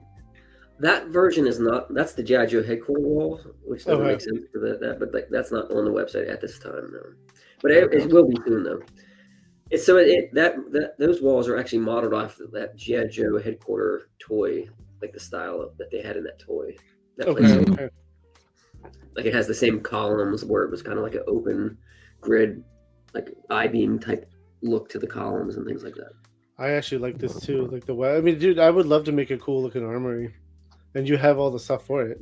That's really like one of my most popular things besides the crate is the armory. Like people love. Yeah. And Oh, yeah. actually, the slideshow I have, almost every picture has the armory. I mean, this looks badass. So, do you typically make the order, or do you have stock of some items? I usually try to keep a couple of each of the popular items, but then Mhm. like it's like it goes at like I try not to print too much of stuff because I don't know I'll be when right or if somebody's going to order it again, and it Right. comes in waves too. Like so, for instance, like the bunk beds. Like I sold a bunch of them when I first listed them, and then nobody bought them, and then all of a sudden, like there was I don't know if like somebody found it and then shared it with their friends, and they all ordered them, but it comes in waves. The same with like the desk recently. Like I sold them when they first released them, and then it died Mhm. down, and then all of a sudden, like I had like 10 orders for them. Like Yeah, it's kind of I could. to print them in advance when that kind of stuff happens. Right. I can see that happening because all it takes is one person to put up a great shot with the stuff, and then everybody, oh, where'd you get that? And so then you'll get that wave because everybody saw that shot and it's going, oh, I need that. And So of course, oh, go ahead, finish. Oh, No, and of course, finish. like, sure. And when you advertise something new, like this one is and the timing, of course, was perfect for the elements for the mass device. You would advertise this right when they were starting to release them, and that's where I found it. And I was like, "Yep, get me one of those." So I'm sure you had a wave of these at some point too, when the mass device elements came out. Yep. That's just now starting to die down. Is for that, I guess, because they're all out and a lot of people already have it. Gotcha. Yeah. I was going to say a lot of probably your customers is word of mouth. I'm sure. Yep. Yeah. This is awesome. This looks great. It really, like, what I love to do is like we were talking about the resin printers. Is I would love to sell these full of weapons. Like. The GI Joe laser rifles or something. And that's you were talking about, like having weapons printed along that comes with it. Yeah, there's a couple nice weapons. Make a lot of weapons too. That I've actually thought about reaching out to see if they want to like partner or whatever. Because there's a couple people on Etsy that make. That's what they either do heads. Oh, there's the workbench. You just passed it, Abby. Go back. This right here? It was on the last page. What was it? The workbench right there. Oh, yeah. That would look really good in Dr. Mindbender's lab. There you go. Oh, absolutely. Yeah. And you have storage underneath. I mean, it's not bad either for the price. It's $18. The prices too are calculated based on print hours and materials for the most part, and then of course there's a markup because like Etsy charges like 15%, and then there's a little bit of markup for like. But even through your website though, the website's about 7% for like it's mainly like hosting fees and they charge for the transaction, to process the transaction. You Shopify, right? Yeah. I've been thinking about doing a Shopify page myself. Yeah, they're about 6.5 to 7.5%. What do we got here? Tile floors. That's not bad either. So you connect like this picture right here has 4 of them, right? Yep. Yeah, it's not bad at all. And then you have these options too. Ooh, like steel. Yeah. Diamond plate. Yeah. That's cool. I mean, again, the options is it's insane, man. Let's see. Let's go to page 4. Crates. Yeah, that actually comes with the missiles. The Stinger, or not Stinger. This one.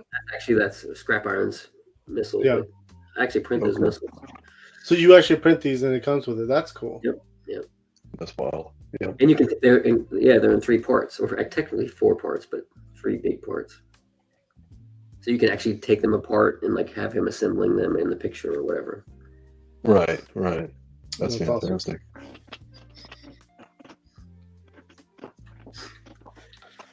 The detail again, it's awesome. The funny thing is, I bought this set, and when I was getting rid of all my Joes, I got rid of the guy only, and I kept this because it's on my Shadowloo shelf now. I think he's one of my favorite G.I. Joe classified figures. Mm-hmm. Yeah, I love that figure. Yeah, that sculpt was so awesome. He was well worth the deluxe price, that's for sure, and that was a few years ago too. So it was a better deluxe price. It's surprising too. Like he's like you can still get him for retail or less. He's never popped out. He went on clearance, but he never popped back up after that. Oh yeah, he's still around. Yeah, like Walmart, I think you can still get them, and you'll find them every now and then. I bought my first one for retail price, but then I ended up getting 2 more for like half off. Yeah, I have 2 more. So I'm curious about one thing. You guys keep talking. I'm gonna go look something up. All right, you can look something up.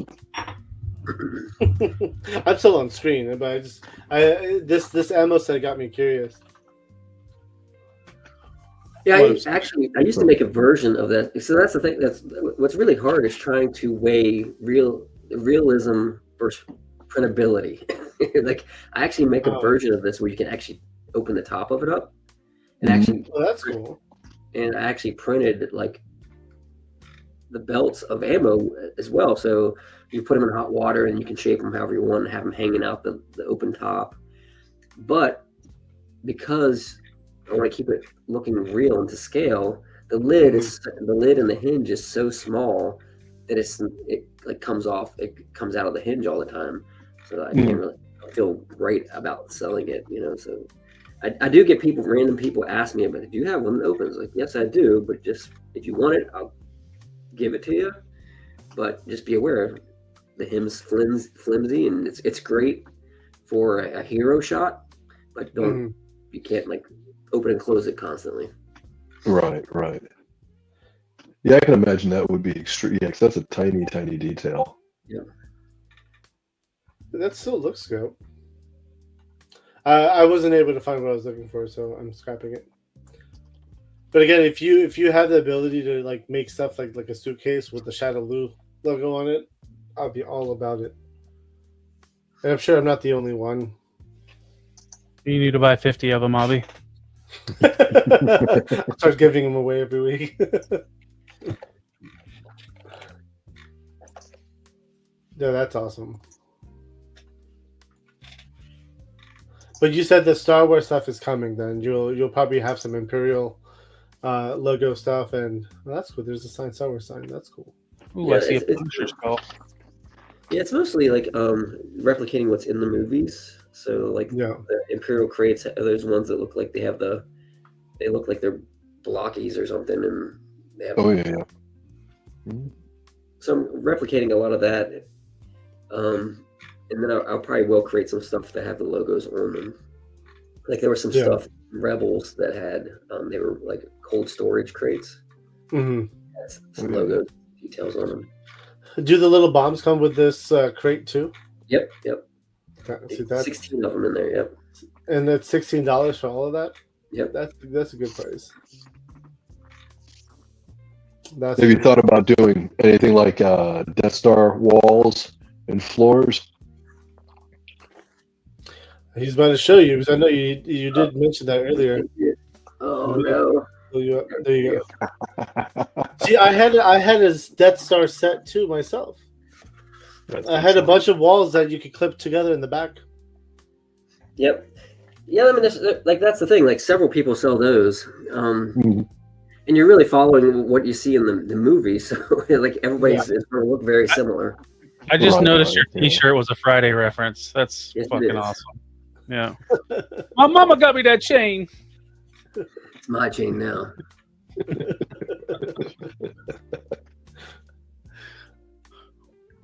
Yeah, actually, I had a Lego logo too, and I actually sold quite a few of those, and Lego sent me a takedown. Did they really? What assholes? Dude, Lego won't mess around, yeah. Yeah, they don't fuck around. That's cool too.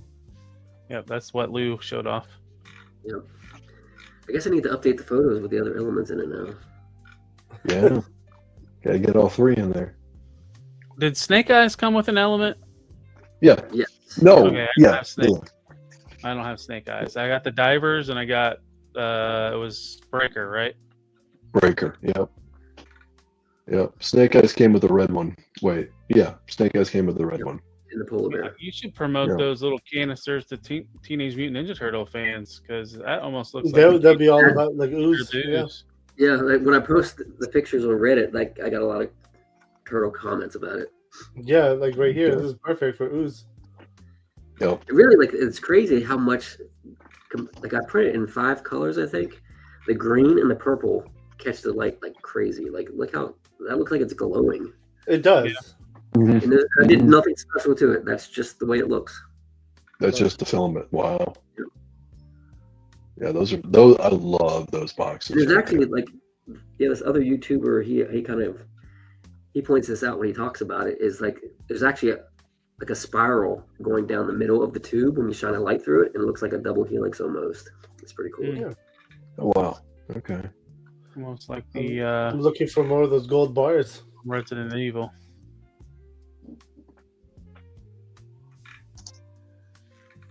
Yeah. You have some fuel cans. Yep. I don't have a dumpster. Everybody has. I'm breaking the trend of not. Everyone has a dumpster. You don't need to do one. Trust me. Everybody has a dumpster or a shipping container now. Mhm. Yeah. I haven't seen a lot of people with shipping containers though. I mean, It's other rough. than that, I was thinking like the ammo crates would go really good with Joe bunkers, the Cobra bunkers. Have you thought of anything else to world build with those bunkers at all? Well, yeah. I mean, like really, I took some pictures recently with the Punisher, trying to get like some Marvel people to buy some of the ammo crates and stuff like that. I even put the Punisher logo on a couple crates. Yep. And nobody bought them at first, but actually it's picked up the last couple weeks. Because I figured the Punisher logo kind of falls into the G.I. Joe crowd, to some degree, because it's kind of like even in the recent episode of Daredevil, like all the cops and the Right. Punisher logo. So, what has been your biggest challenge when kind of creating stuff for people to purchase? Well, really, like it's printing it, and like I feel great stress when I get a bunch of orders. So like right now I think it's like 15 or 16 orders like right now that are outstanding, and like I have like 3 weeks, like it's according to like the agreement when you buy it, like I have 3 weeks to fulfill it, but it's just like this thing that's hovering over my head. Yeah. I need to get them out, like because I might get another 10 tomorrow. Like that's the thing. It's just like this never-ending burden. It feels like. But really, like the best part of it though is talking to the people and hearing what they like about it, what they want. Like I think that like the communities that I've been working with and talking to, like the G.I. Joe community is great. It's awesome. A lot of support. Yeah. No, I've heard they're toxic. Well, you're gonna find that anywhere. But yeah. Yeah, Joe fans are all toxic, aren't they? Well, yes, I am. I mean, you know that. Toxic. I mean, Talib is very, or Lou is very toxic. G.I. Joe, but that's like just Cobra Law. Now, how do you balance fan requests with your own creative ideas? Well, it's kind of like this thing where like I get a lot of requests for certain figures, but then I'm like, well, like I get a lot. It's funny, like Like Shadow Lou. That's for like the I don't know, 60th anniversary figures, like the Paratrooper and the I don't know what the other ones were. I'm talking I got the about. sniper, the Marine sniper, right? and the diver. Like, I get requests for those, but like they all went to Ross, so I'm like, is it worth like making that crate if they didn't sell out? You know what I mean? Like that's a cool thing now. And also, if it's cool or when you get in a picture, then yeah, a lot of times I'll kind of do it. There has been a couple things that people have asked for that I've actually created. I think the prison table, somebody actually asked for that, and what prompted me to make it. Okay. Yeah. Well, the Now- prison table is Prison table is fairly a month. unique. All you need is a wall of rails or whatever cell Bars. bars. Yeah. Well, actually, I have a Cobra style, like the Pterodomes. Oh drone yeah. style, and I actually made a custom G.I. Joe holding cell bars as well. Those aren't on the website yet, but they're coming soon. They're coming soon. Okay. I mean, Very cool. You got pallets. That's awesome. Yeah. What has been your best-selling item so far? Well, I mean, the utility crates, like really, like originally it was the mission crates.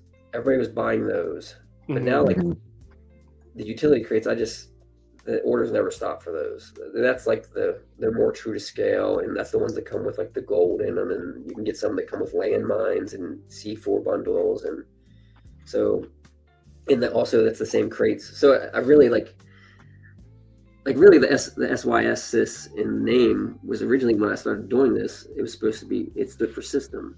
So like everything is supposed to work together and be interchangeable. And so like that's kind of what I'm kind of stuck with is like the crates all have interchangeable add-ons that you can insert into them, and they stack well and look well on a palette and things like that. And the walls, like, they all link together, and so that's kind of like my mantra, I guess. Yeah. Make them link together. Yeah, that makes sense. Well, and the great thing with that is, the whole thing is you want to stack a bunch of crates. So I'm sure, people are not just buying one single crate. They're going to want to buy, 2, 3, 4. They can stack them up and create that room with. Yeah, like that example there, like this character didn't have a lot of accessories. I gotta fix that picture. Why is it showing the inside of the box? But I made that medic pack there to include it with the thing, just to fill out the tray for the most part. Okay, cool. Now, that's why I created the C4 bundles too. Like, I think it was Buzzer or somebody. I needed to fill the second tray for Buzzer, so I created the C4 bundles to fill up his second tray. Okay. The Helix crate, I get a lot of people like the Helix tray because it's got a lot of stuff going on. She has a lot of unique weapons and that black and gold. It pops, Pops. Yeah. It's funny. That's actually one of the GI. I had 2 Helix figures and I never got rid of them. I ended up keeping them both. She's being found at Ross right now. I'll buy more just because I use her to make female swarm troopers for my swarm shelf. So she's got the yellow, like the hive style colors. Yeah. That is cool.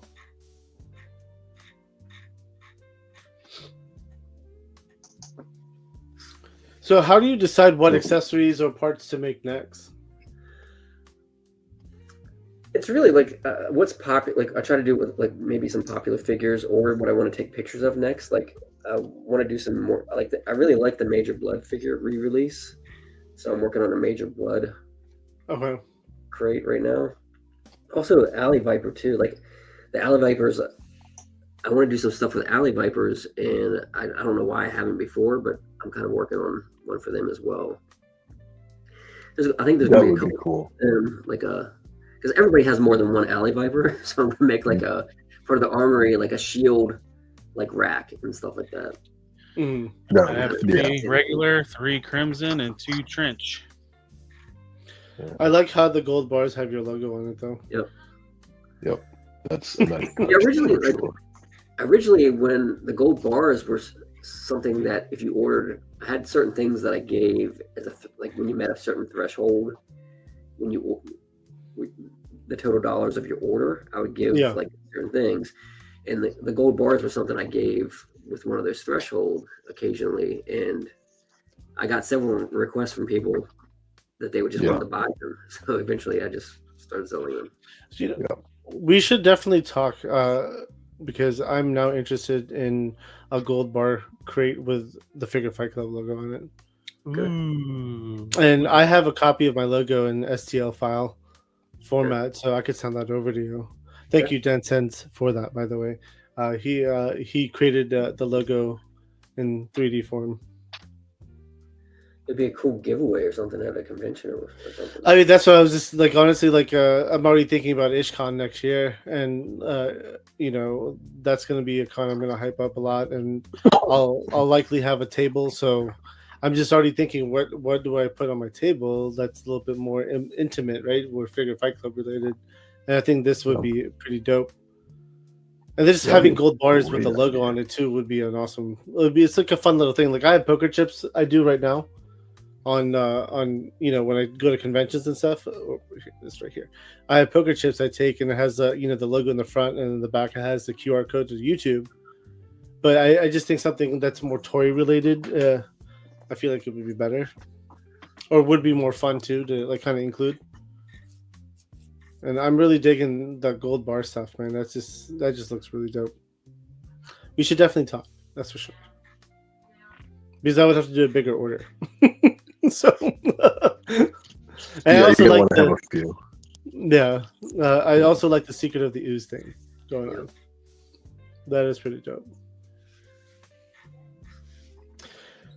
Now, can you walk us through like a typical design process from idea to finish print?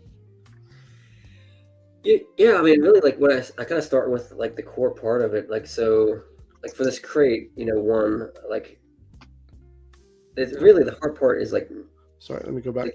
making it making it look real. Like I was telling Lou this when I saw him at Jolanta, like what you see here is like usually not the first version. I spent a lot of time like working on the details and printing it and then tweaking it and printing it and tweaking it. Like the walls, I think like this, I'm on the G.I. Joe walls. I think this is like the 9th or 10th version before I actually started selling them. Okay. And that makes sense too, because you're always looking for improvements, right? And like so, this like I kind of had a base already for the utility crates, and then, but I wanted a wood crate. Like the 3-panel utility crate was originally supposed to look like wood, but I wanted it to look like a more finished wood crate than this. So then, once I got to this, I wanted something more raw, more like this is called the legacy crate, something that looks like more of an actual military crate that you would see. This, I mean, that's more like World War II, Vietnam type stuff. Right.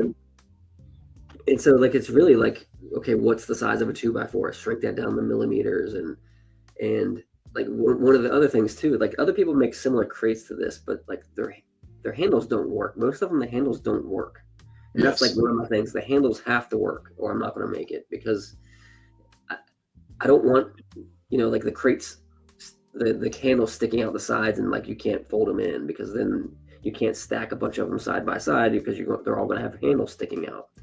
So that's kind of like my philosophy there. And then once I get to that point, then it's just starting to build out the shapes.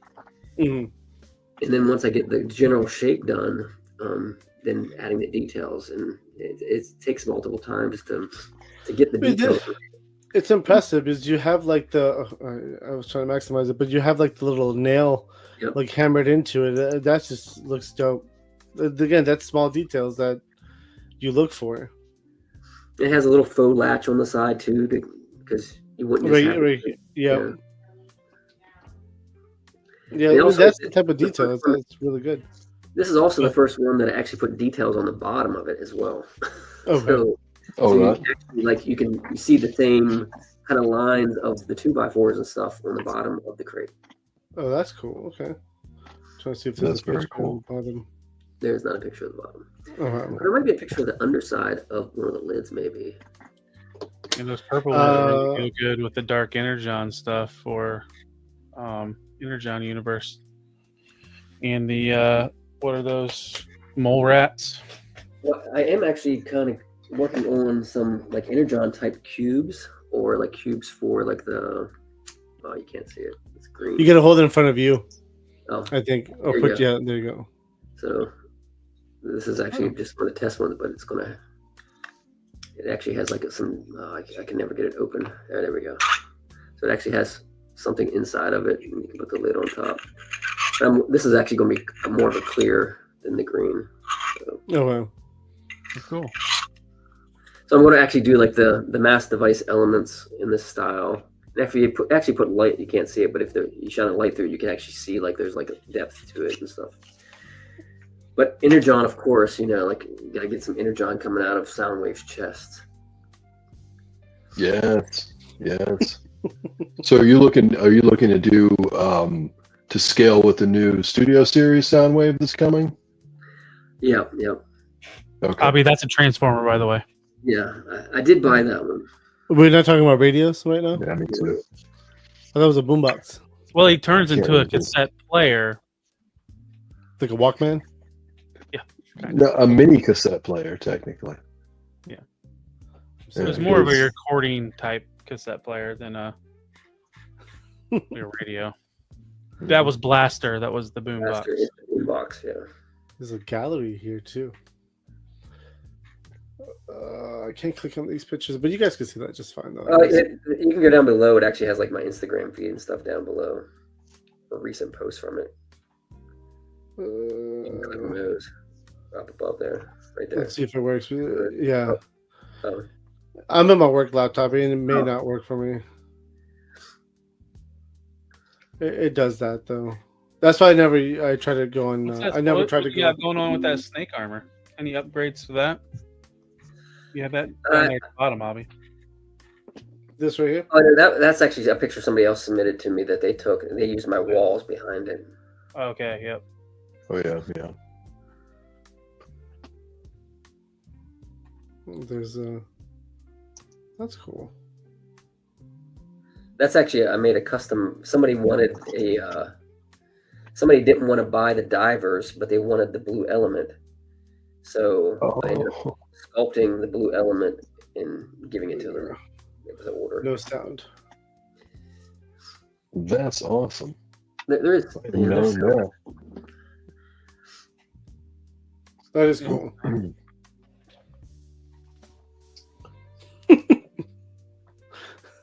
I also I would love to see a shot of Shredder and like Cobra Commander fighting it. Well, I was going to say you could do that with the gold bars, right? Yeah. I hit it. What did I just press? There you go. Yeah, easily. Yeah, originally I was going to put Dr. Mindbender in there, but I thought Cobra Commander looked a little bit better. Yeah. I'm not a big fan of Dr. Mindbender shirtless. Posing seductively. I mean, who's wearing metal suspenders while he's doing crazy experiments? A cod piece. Keep It's funny. It won't play. Mindbender is ridiculous as Mindbender is ridiculous as a character he is. I for whatever reason I always loved using Mindbender because I just thought he was psychotic looking. You know what's funny? Like he's a jack dude, but he's a weenie. Yeah. He always gets. Well, yeah. So. He's probably just roided out and doesn't actually work out. Right. Right. So this show is muscle. Your website, sys3darsenal.com. Again, you guys can check it out by going to the description. You'll see the link, and we'll put a link to the Etsy store as well. Again, you make great stuff, and there's a gallery you wanted to share as well. So I'm going to stop sharing here. We could bring that up that you wanted to share some of the photos. Yeah, really, there's some creators that kind of frequent my shop, and we kind of collaborate somewhat, and that's one of my favorite parts of doing this. It's not selling the stuff; it's working with people and vibing off of other creators and seeing what they can do and getting better at it. I take okay pictures and I'm getting better at it and I'm working at it. Most of my stuff is they're chilling inside. I would love to do some outdoor photography, or one of the things I'm kind of working towards is kind of setting up a green screen type of thing. It's not really a green screen; it's more like the volume where you have a big screen behind your diorama or the set, and put outdoor pictures on it or whatever. The one thing of why I created the desk and the filing cabinets is I want to build a Crimson Twins office and have a skyline behind them and stuff like that. So that's kind of one of the projects what I'm working towards by making all this office stuff. Mm. Yeah, anyway, where they're suited for the office. Yeah. Well, that's the thing. I can't find a good, because most of the suited figures are slender, where they're bulky, and so I think when you switch them to the suited the Marvel Legends suits or whatever, they don't look right. They look like weenies, like Dr. Mindbender. So yeah, right. So Billy Nichols, he does figure reviews and things like that, and he reached out to me. He wanted to take he had some Mezco stuff that he wanted to take some pictures of and wanted to use the Armory stuff, and these pictures look great. Yeah, I like how that one came out for sure. Seeing that new Crazy Legs with his fucking mouth wide open, I want to get a gold bar and have him biting down on it to taste it to make sure it's a legitimate gold. Yeah, I didn't order that figure, or what was the other one? No, I did order Zap. His mouth, he's showing teeth. I'm not a big fan of the main head having an open mouth. Yeah, he is showing teeth a little bit, just yeah. Yeah, Zap's the only one I pre-ordered for him out of that wave. Good. Well, yeah, like the female Crimson Guard. Like, I wish it was the other color, the mainline color. Yeah. Right. No. Yeah. Not the bright red. Right. I only bought one of those, and it's in the card in my carded collection. I'm the same. I think I Yeah, don't know if I kept them. Go ahead. I'm sorry. Yeah, like all the retro cards, I buy at least two of them, every one of them for the most part, because I keep one on the card, and I've actually opened most of the second retro cards that I buy. Well, the sad part is that AI artwork now, you don't really want to put them on the wall like you would the original ones. A lot of purple in this shot. Looks pretty cool. Mhm. This is Destro Designs again. He's been building some dioramas. He built this giant claw facility diorama, which he posted a couple videos for recently. It was humongous. He showed me like the behind the scene picture. Oh, nice. Yeah, that's cool. This is another picture by him. He put a bunch of gridiron guns in there in the armory. Mhm. Great armory. Until you make your guns, and then it'll be your guns in there. Yep. Oh, actually, this is one he printed because he has the rack's actually red and the cabinet's blue. Oh wow. Okay. This is somebody. This guy, he did because I asked everybody before I put the pictures together because I wanted to make sure they were okay with me using the pictures. But this guy, he wanted to keep his figure life and his his private life, his personal life separate. But he does, and if you're in the Facebook groups, you know who it was. But he takes great pictures, and he actually puts a story along with all his pictures too. And it's like a connected story, and it's been going on. Like one of the storylines has been going on for a couple months now. Oh wow! So you just Cool. In the private Facebook groups. Okay. And this is another one of his pictures here. I think I know who that is. I won't out him. Yeah. If he doesn't want to be mentioned, I won't mention. Yeah. Good Man Toys. He takes some great pictures as well. Yeah. My tool cabinet back here. This isn't on my website anymore, I don't think. But here's a little mechanics stool. I didn't sell too many of those. Okay. All right. Another picture by him. Yeah. I've been following Goodman for a while. Goodman for a while. He's I love his stuff, and he always puts in the behind the scenes with on Instagram. And it for me it's helpful because I have no idea. I'm learning this. I'm very, very new to taking pictures, so to see that, and I don't want to copy anybody, but at least it gives me an idea of how to light it. What kind of shape to do to make it? Yeah, same. Based on him, I bought like the canned environment stuff or atmosphere, canned atmosphere, and also he had some little tiny LEDs. I was like, I gotta find those because he had them hidden behind stuff to light up the background. I gotta search Amazon and find them. Yep. Yep. Yeah. Because we're all kind of like this is one of the things that I work out a lot, and like one of the things like I get asked questions at the gym all the time. And one of the things I tell them, like new people, is like, don't be afraid to ask questions, or because we're all here doing the same thing. We're all here for the same goal, is to better ourselves and improve ourselves and whatever. It's the same thing with this hobby. Like we're not just doing this.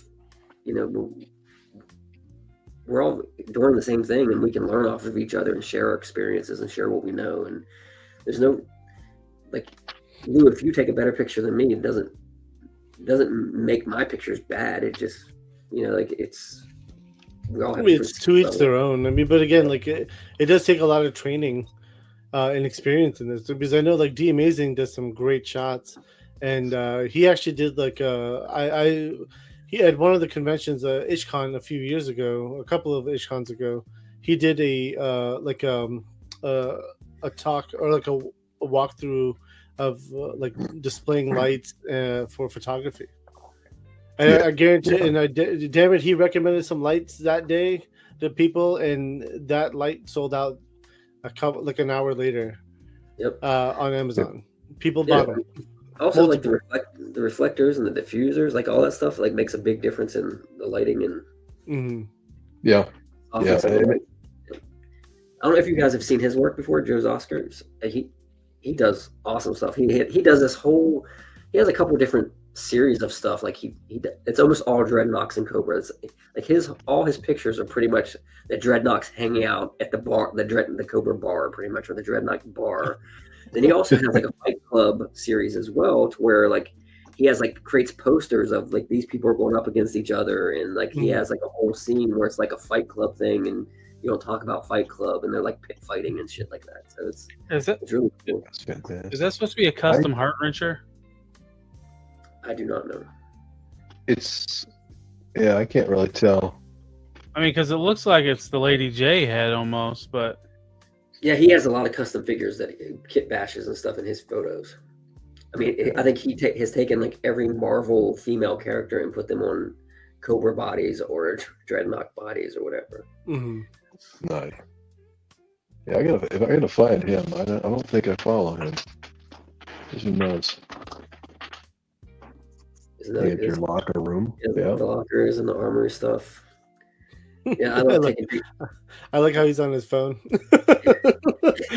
Yeah, I'm like really like he does a lot of the same stuff. I like taking like a day in the life of Cobra. Like that's like what a lot of my pictures are. It's like what's happening in the different bases. Like they're just hanging out, and like that's the real life stuff, and you can relate to. And it's also inside, so I don't have to worry about outdoor lighting and recreating the sun.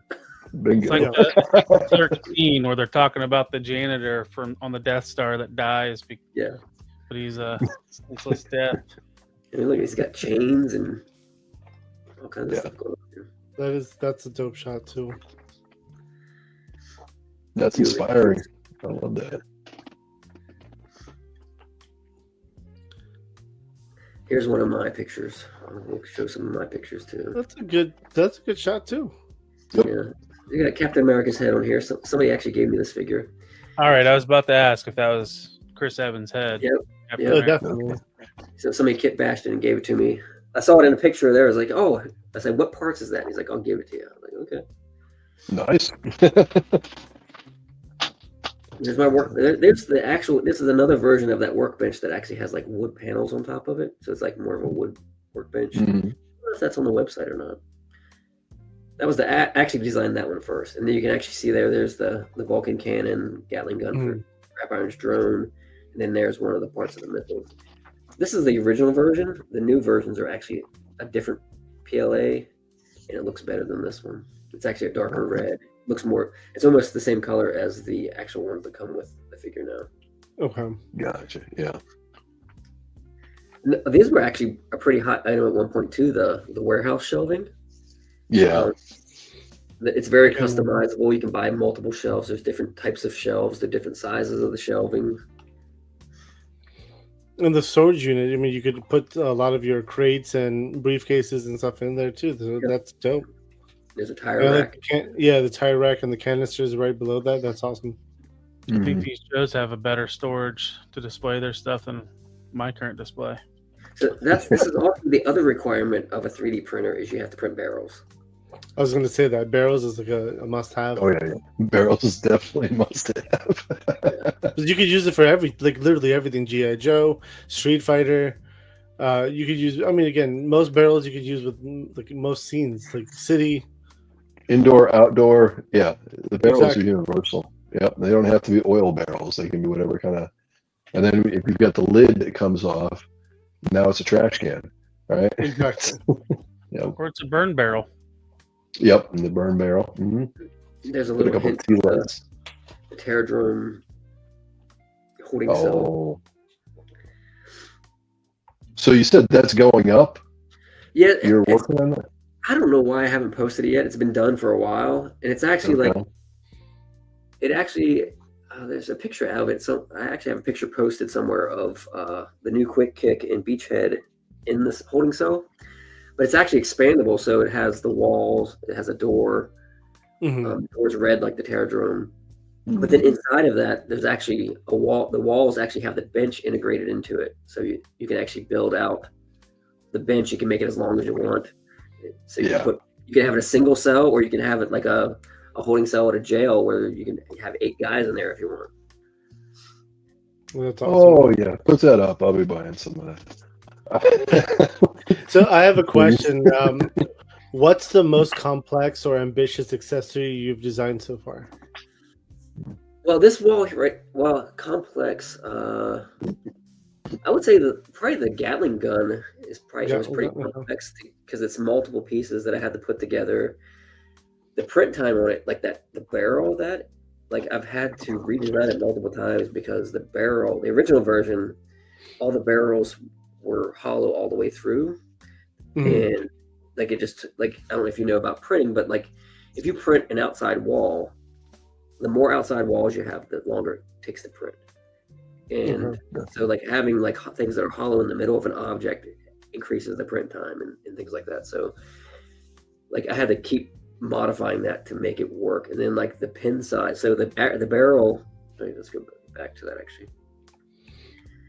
So like this is actually, you have the body piece, you have the motor piece, you have the barrel, and then there's actually a pin in here. And like I had to redesign this pin multiple times because it's not super big, and the barrel actually spins, so you can actually spin it. And so like that pin, like it had to be the right size to not throw off the look of the gun. And so like I would say this was probably the more technical and what I had. Do you have like fire or like bullet effects coming out of it, or you could just kind of put into the barrel? No, but some of the actual ones that come with them actually fit in there pretty. Not super tight, but it does. Some people it does fit. Okay. Yeah. Oh yeah. The other thing too, like this wall right here, this is actually like, so I have a service tunnel wall. It's not on the website either, but so this actually has a curved roof to it, and you can actually put 2 of them together, and you have like a service tunnel because that's what you have the pipes running down the side and the conduit. And this one was not easy either to get because it is curved and to get it to look correctly. So I had to tweak it many times to get it to look right. Who is that lurking in the background? Scrap Iron, like in the cartoon, in the comics, like he's out for whoever's giving him money. So I like putting him in the background, like sneaking around. He'll flip sides like a coin flip. So once a creeper, always a creeper. Yeah. Right. He's shady, 100%. And here's what I built the conference room table for. Pretty much that and that office shot. And then I was like, well, I'm building a conference room, so most offices have like some kind of feature wall in a conference room. So I had to build a feature wall. So once I release the G.I. Joe headquarters stuff, this will be part of that package. Okay. I think that's it. Oh, nope. There's my Daredevil picture. Nice. No, very cool. There you go. Actually, I love this figure too. I like this figure a lot too. I actually like the look of this one better than the new one. Like the coloring, but the new one is actually a lot better. Like articulation wise, super great. The articulation is not great. Yeah. But I do love the look of this head sculpt better than the new head sculpt for Punisher too. I've heard stories about the head sculpt of the new Punisher. I haven't personally seen it yet, but I've heard stories. I still like nothing compares to the Mezco head, honestly speaking. We talked about him last night. I complained about him last night. I have it actually right here. That's a funny thing. I actually have it with me right here, and I can show that off. I was messing around with a figure. Let me. Mandalorian. Yeah, it's a Mandalorian, but like the head is from the Mezco Netflix Punisher. Yep. But the only reason I did it is because this fits on top of that. So I was just having some fun. This one. Yeah, I like that Misery machine back there. I actually thought about ordering that. That's the ramen toy one, yeah. The Zika toy. Yeah, it's actually really dope. I wish it was a little bit bigger on the inside though, because you do struggle to put in 1/12 scale figures. I think with SHF you wouldn't have an issue. Okay. Like import size, you wouldn't have an issue at all. I feel like, but with like Legends and like Action Force, I had issues. It was Yeah, it was unnatural. People are saying the Jada don't fit in it. The Jada Scooby-Doo figures don't fit in it very well. Yeah. Yeah, I was thinking about pre-ordering those Scooby-Doo figures. That's another figure you might be surprised to have. And I know, Lou, I saw one of your pictures, which made me laugh out loud, was the Bert, the NECA Sesame Street figures. I'm collecting those, and like, I don't know what it was when I first saw the Bert and Ernie, and I might not have bought them if they didn't release Bert and Ernie in the same wave. Right. Like, Yeah. those figures are awesome. But Lou has a picture of Bert. I don't know who he's holding, an a.k.a, and I don't remember who he's pointing it at. But when I saw that, it made me laugh. Yeah, it was Bert coming through the portal into the Savage Crucible realm, essentially. I just thought it was, yeah. I'm glad it made you laugh. They knew what they were doing when they were giving them trigger finger hands. Yeah, Right. Exactly. Yeah. I see people put like red bandana or like red forehead bandanas just so they can have fun with, like to make a Bert version of Rambo, or like a Rambo Bert. Yeah. It was a good idea. Yeah, I'm in that line. The Big Bird, I'm kind of excited about the Big Bird and the Cookie Monster. Mm-hmm. Yeah. To complete the collection, they gotta continue through and make Snuffleupagus. I gotta have Snuffleupagus. If you're gonna give me Big Bird, I gotta have Snuffleupagus. Mm-hmm. You know what's weird about those Sesame Street figures? I saw them maybe once or twice at Target, and I have never seen them at stores other than those once or twice.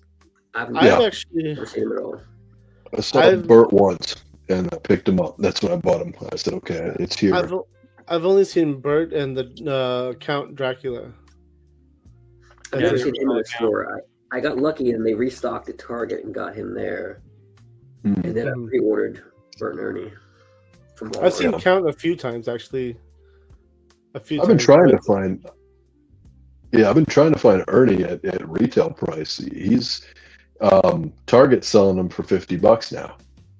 Jesus. NECA still has them on their website. You just got to pay shipping. Okay, I got you. I'll check that then. I think Big Bad's got them for $37.99. Yeah, I mean, if you order from them frequently with their shipping, I probably order from there. You're going to pay a couple dollars more than you would from NECA, but you're paying for shipping. Yep. With the net, right? Yeah, I think NECA's like $10 shipping. I think the lowest is $10. Okay. Yeah, so Big Bad would probably be the best with the pile of loot, and just put in your pile of loot and let it sit there for 3 months. Yeah. Yep. Now, Chris, how do you see 3D printing changing the action figure collecting scene? Well, I mean, really, like, it's funny. Like, so once over the last, I've only been kind of doing it full blown for like 2 years now. Mm-hmm. I guess it's been a year and a half, like commercially, like selling stuff. And over that, just in that year and a half, because it was more still of a hobby, I would say, a year and a half, 2 years ago. But just in the last 6 to 12 months, like it's blown up. Like there's more people doing it. And what you're going to have is you're going to have creative people doing creative things. And it's just there's going to be more people making stuff and creating their own custom figures and things like that. And like really, like there's some great people on Etsy making sculpts and custom weapons, and like there's this one guy, I don't know how to say it begins with an A, but I can find it for you guys, but he makes like a Megatron gun for like GI Joe, like 1/12 scale stuff, and it looks amazing. And so I think that's the thing, like once people start getting to where the printers get good enough or the tools get easy enough to make your own figures with resin, because I don't think you're never going to be able to do a good figure out of PLA or FDM. You're going to have to do it in resin, and the materials keep changing too. So like there's multiple types of TPU now, so there's different, like I don't know if you guys know about that or not, but like some are gummy, some are croc like, some are rubber like. So like they keep coming up with new materials. So eventually I think we might get to a more figure like plastic that you can put in. And I've seen the gummy type prints as well, because I know we have a good friend of ours who does head scans and prints Yep. And Pete's Prints and Customs. And he's shown me like the squishy prints of the hair and things like that. So he does that a lot, and you're right. Things are changing, right? Like it's constantly improving. Well, like some of my friends, like Bamboo should give me some commission because I've sold probably 20 to 25 printers at least for them from recommendations and stuff like that. But like one of the things is a lot of these people, they're getting into it for the first time, and I'm like, and they're buying Bamboo Labs printers, and like I tell them, you don't deserve the Bamboo Lab printer because you didn't use a Creality printer or another type of printer to learn why Bamboo is so good. And I'm not trying to do a commercial for Bamboo, but it's getting easier. Like it's not just like students that can learn this stuff, and like it's getting easier and easier to do the printing stuff, and less tweaking. It's more automated, and like I used to have to when my printers before Bamboo, I constantly had to adjust them and retest them and re-level them, and Bamboo for the most part just works. I just occasionally I have issues and I have to replace parts and things like that. So what's the next phase? Like they have stuff with some of the printers have LiDAR in them to detect issues with the print and warns you about it or shuts the print down if something falls over. And so where are they going to go with that? They even have like plug and play prints now too. Yeah. Like printers where you just plug it in, and then there's an app you could download, and it'll connect right to the 3D printer, and you like, all right, print this. Yeah, there's somebody talked about it this last night on your stream. Is that there's a lot of AI websites now where you can say I want this. Like I was making a shot. So the only thing I've printed that I didn't and posted pictures of that I didn't make myself was I had an AI make me a mouse, like a computer mouse, because I started making it and I was like, I'm not going to waste my time making a real looking mouse. I'm just going to find something else. It's so small.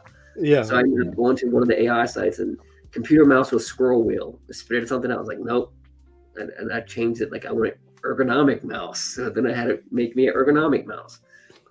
And I don't know. It's what's interesting about it is that I would think if it was generating it from website knowledge, right, that it would have been a little bit more cleaner looking. So I think it might.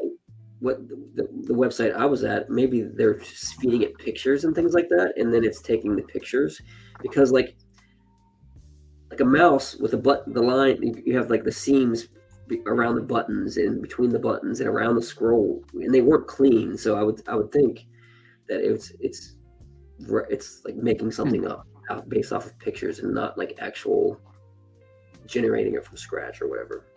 Yeah. But I mean that stuff's going to keep growing, and really like the hard thing is for me is like I sell my STLs and stuff, and I've heard this a lot lately. Is that there's a lot of stuff people like buying the STLs and then selling them at conventions and selling them on eBay and like sharing them with other people and things like that. Which I don't like. If you buy my STLs and share them with your friend, I don't care. But don't go selling them at a convention, like. Because I might be at the convention. That's how I found out about like people were selling my stuff at a convention, and like one of my customers said, "Hey, do you know this person selling your stuff?" I was like, "No." And like and if he actually printed it in good quality, I wouldn't maybe mind it as much because he wasn't selling it for very much. But it was shitty quality, and it still had my logo on it.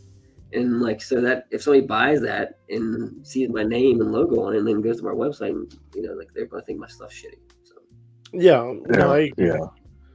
Well, that's kind of like the risk you do, right? When you're selling an STL file, just because, I mean, as I said, like I bought one of your crates. I bought two of them, right? A black one and a blue one for Cobra, and it was your design pretty much. But granted, the person who printed it did a good job with it, and it was a good file. But I think it was like, I want to say it was like 20. It was either 23 or 33. I don't remember. But one of those two, let's just say it was between 23 and 33 is what I spent on each one. But again, it had its purpose on the shelf until I got rid of it. Yep. Mm-hmm. Yeah, and that's the thing. Like there is one person that reached out to me and he said, "Hey man, I love your stuff. I go to conventions all the time. Do you mind if I sell it?" I was like, "Sure, like go ahead and sell it." And he said, "What do you want?" And I was like, "Well, like we came to an agreement of what he could pay me to do it," and that was it. And he just kind of touches base with me every now and then and lets me know how it's going and gives me ideas of like what people feedback and stuff he gets. So that's cool that he did that. He didn't have to do that. There's people that don't do that. But like I said, like if you buy my stuff and you want to print it for your friends or you want to share it with your friends, I don't care about that. But if you're gonna like this stuff, like the walls, I can't even like tabulate how many hours I've spent designing them, testing them, printing them. You know, like it's not free. You know, like and if I look at like how much I get paid at my real job, and if I calculate that, you know, based on how much time I've spent on the wall, I'm never going to recover my money. You know, like. Well, at that point, that's just R&D. Yeah, no, I get what you're saying there. Now, do you sell at toy shows as well? Then? No, I'm actually going. My first toy show that I actually have a booth at it will be Joe Fest next year. Joe Fest next year. Okay. Oh, nice. Very cool. So are you in that Georgia area or where are you looking at? Oh, you're in Charlotte, North Carolina. Yeah. Oh, nice. I'm in Raleigh, so. You know, I'll talk to Ish, but maybe you could be one of the vendors at IshCon. Okay. I think just again having something what you do, I think is always a big hit. You know, you could definitely get a booth there. And, you know, again, like I know Duarte was there this year, and he had a big booth too. But and he does a lot of 3D printing stuff. But I think you have different stuff, and I think you guys could easily cohabitate. I mean, I don't know what Duarte's doing next year, but I know the big push for IshCon next year, and I'll let him know I talked to you for sure, because I think that's a good idea. Because you're local, like I consider you local because you're only 2.5 hours away. I'm in Raleigh. Yeah. And so the IshCon next year is going to be in Durham as well. Right. Yeah. Yeah, I'm still trying to feel that out. Like I've gone to a couple conventions before, but never with the eye of like trying to figure out how do I set up a booth and what do I need and things like that. So like that's kind of where I'm still trying to figure that part out. Like I'm got to buy table covers, got to buy shelves that I can break down, you know, all that stuff. I'm trying to remember if I had my own table covers when I was set up at IshCon or it was provided. Yeah, I watched actually, it was funny. I watched one of your guys' videos. Somebody went to the Charlotte Heroes convention.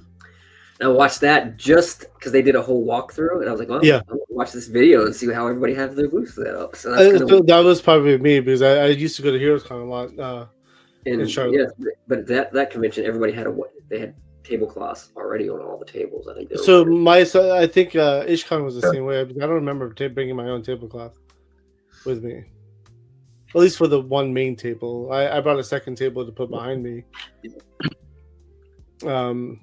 But yeah, I think they would probably have what I would recommend though, if you are setting up at a booth, is just have more stuff for your logo, have a banner, ways where they can contact you, find you, and stuff like that. Because that's really one of the bigger, most important pieces. Is how can we find you? So, Chris, you had I think you gave me a card, either a business. Yeah, you gave me a business card with you. Yep. I have business cards. I also have flyers and stuff already printed out. Yeah. So we got that. Flyers, stickers, all that stuff. It works really well. Yeah. It's got QR code on the back and all that stuff. Yeah. The front, all pictures of figures and diorama stuff, and the back's all the info. Yeah, that's exactly how you need to have it. Yeah. Now, you know, we kind of touched base a little bit about technology improving. Where do you see 3D printing world kind of going in 5 years? Man, I don't even know. I think the printers are going to just keep getting bigger because there are some now, but it's like one of the limitations now is the size of the print bed. So I can only print so big, or I have to start breaking stuff into segments to try to, you know, and have to assemble it after the fact. So like, for instance, like there's this guy on Etsy, his name is Mo's Mind. He made you know how they have like the was it flanks? I can know how to say it, from Gridiron, that big vehicle that they have. Okay. Phalanx. Yeah, and that's FDM, and they're putting it all together and manufacturing, and that's cool. I like to know how they do that and like what kind of equipment they have. But then there's this guy on Mo's Mind. He actually made this giant vehicle. I mean, it's freaking humongous, but it's so many parts, and like I think that's the thing. Like Bamboo and Creality and Anycubic, they're all coming up with bigger beds and just ways to be able to increase the size and the scale of what you're printing. And also, like we talked about the different types of filament, like PLA is somewhat fragile. You know, you drop it, It's breaking, it shatter. Yeah, and I mean, you could print an ABS and stuff like that, but then you're talking about fumes, and you have to vent this particular way. But I think that's the thing, and like materials too. Like, what are the next materials that are going to come out in the next 5 years? But I think it really, like, the limitation is the size. I think right now. Okay. Size. Okay. Now, what advice would you give someone who wants to start, 3D printing? Just like, well, kind of the same thing. Like I would give, like, people in IT is like, find something you're interested in. Like first, like, what do you want to print, and don't just like go for the sky. Start with something simple. Like one of my friends recently bought a printer, and he does a lot of woodworking. So like for him, he's making some tools to help with his woodworking. Like he's making like little like mounts for his batteries and different things like that. And he's trying to find models and then going to different websites to get the models to print the battery holders. And I don't even know what all the stuff because I don't do woodworking, so I don't know all the things he's making. But he sends me pictures of all the time of the stuff he's printing. But that's the main thing. And like one of the best things to get into is Gridfinity. I don't know if you guys know what Gridfinity is, but Gridfinity is like organization stuff. It's like a whole ecosystem of organization to where you kind of feed in. There's websites where you feed in your measurements. It'll tell you what size grid you need for your drawer or your cabinet or whatever. And then there's all kinds of containers that you can print pre-made that you can fill in. So if you have a tool chest, you have a Craftsman tool chest in your garage, you tell it what size it is. It'll tell you what size grid to print. And then there's already, like, just like my crates, the mission crates with the guns and cutouts and stuff like that, you can get the cutouts for all the screwdrivers and stuff and print out the holder for that. Or your craftsman drill, or your Ryobi hammer drill. That's probably too big to print, but you get the drift there.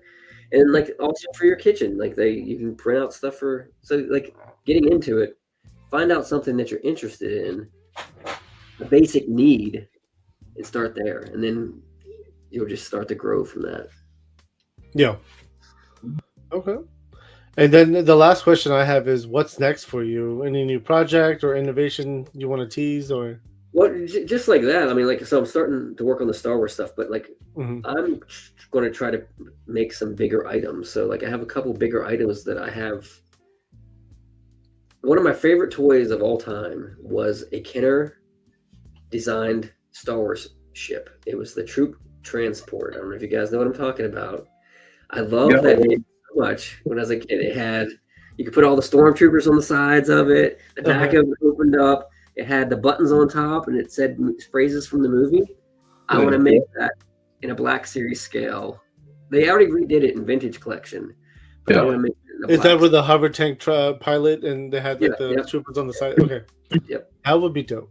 So that's something I want to recreate. So that's going to be a big project for me. And I also want to make the other thing, the even bigger project, I think, is my plan is to make, I forget what it's called, but it's the vehicle from Fear the Walking Dead, the SWAT truck that they drove around in all the time. I want to make that. So it's humongous. Those are the pie in the sky type of things I want to try to accomplish. Nice. Yeah. Now, speaking of something like just more that doesn't exist, in my opinion, I would love to see like a stormtrooper in a mech style suit. Mhm. I think that would just be dope to see. And make it look like a big bulked out stormtrooper. Yeah. I mean, like, really, like the snake armor is a good template for that.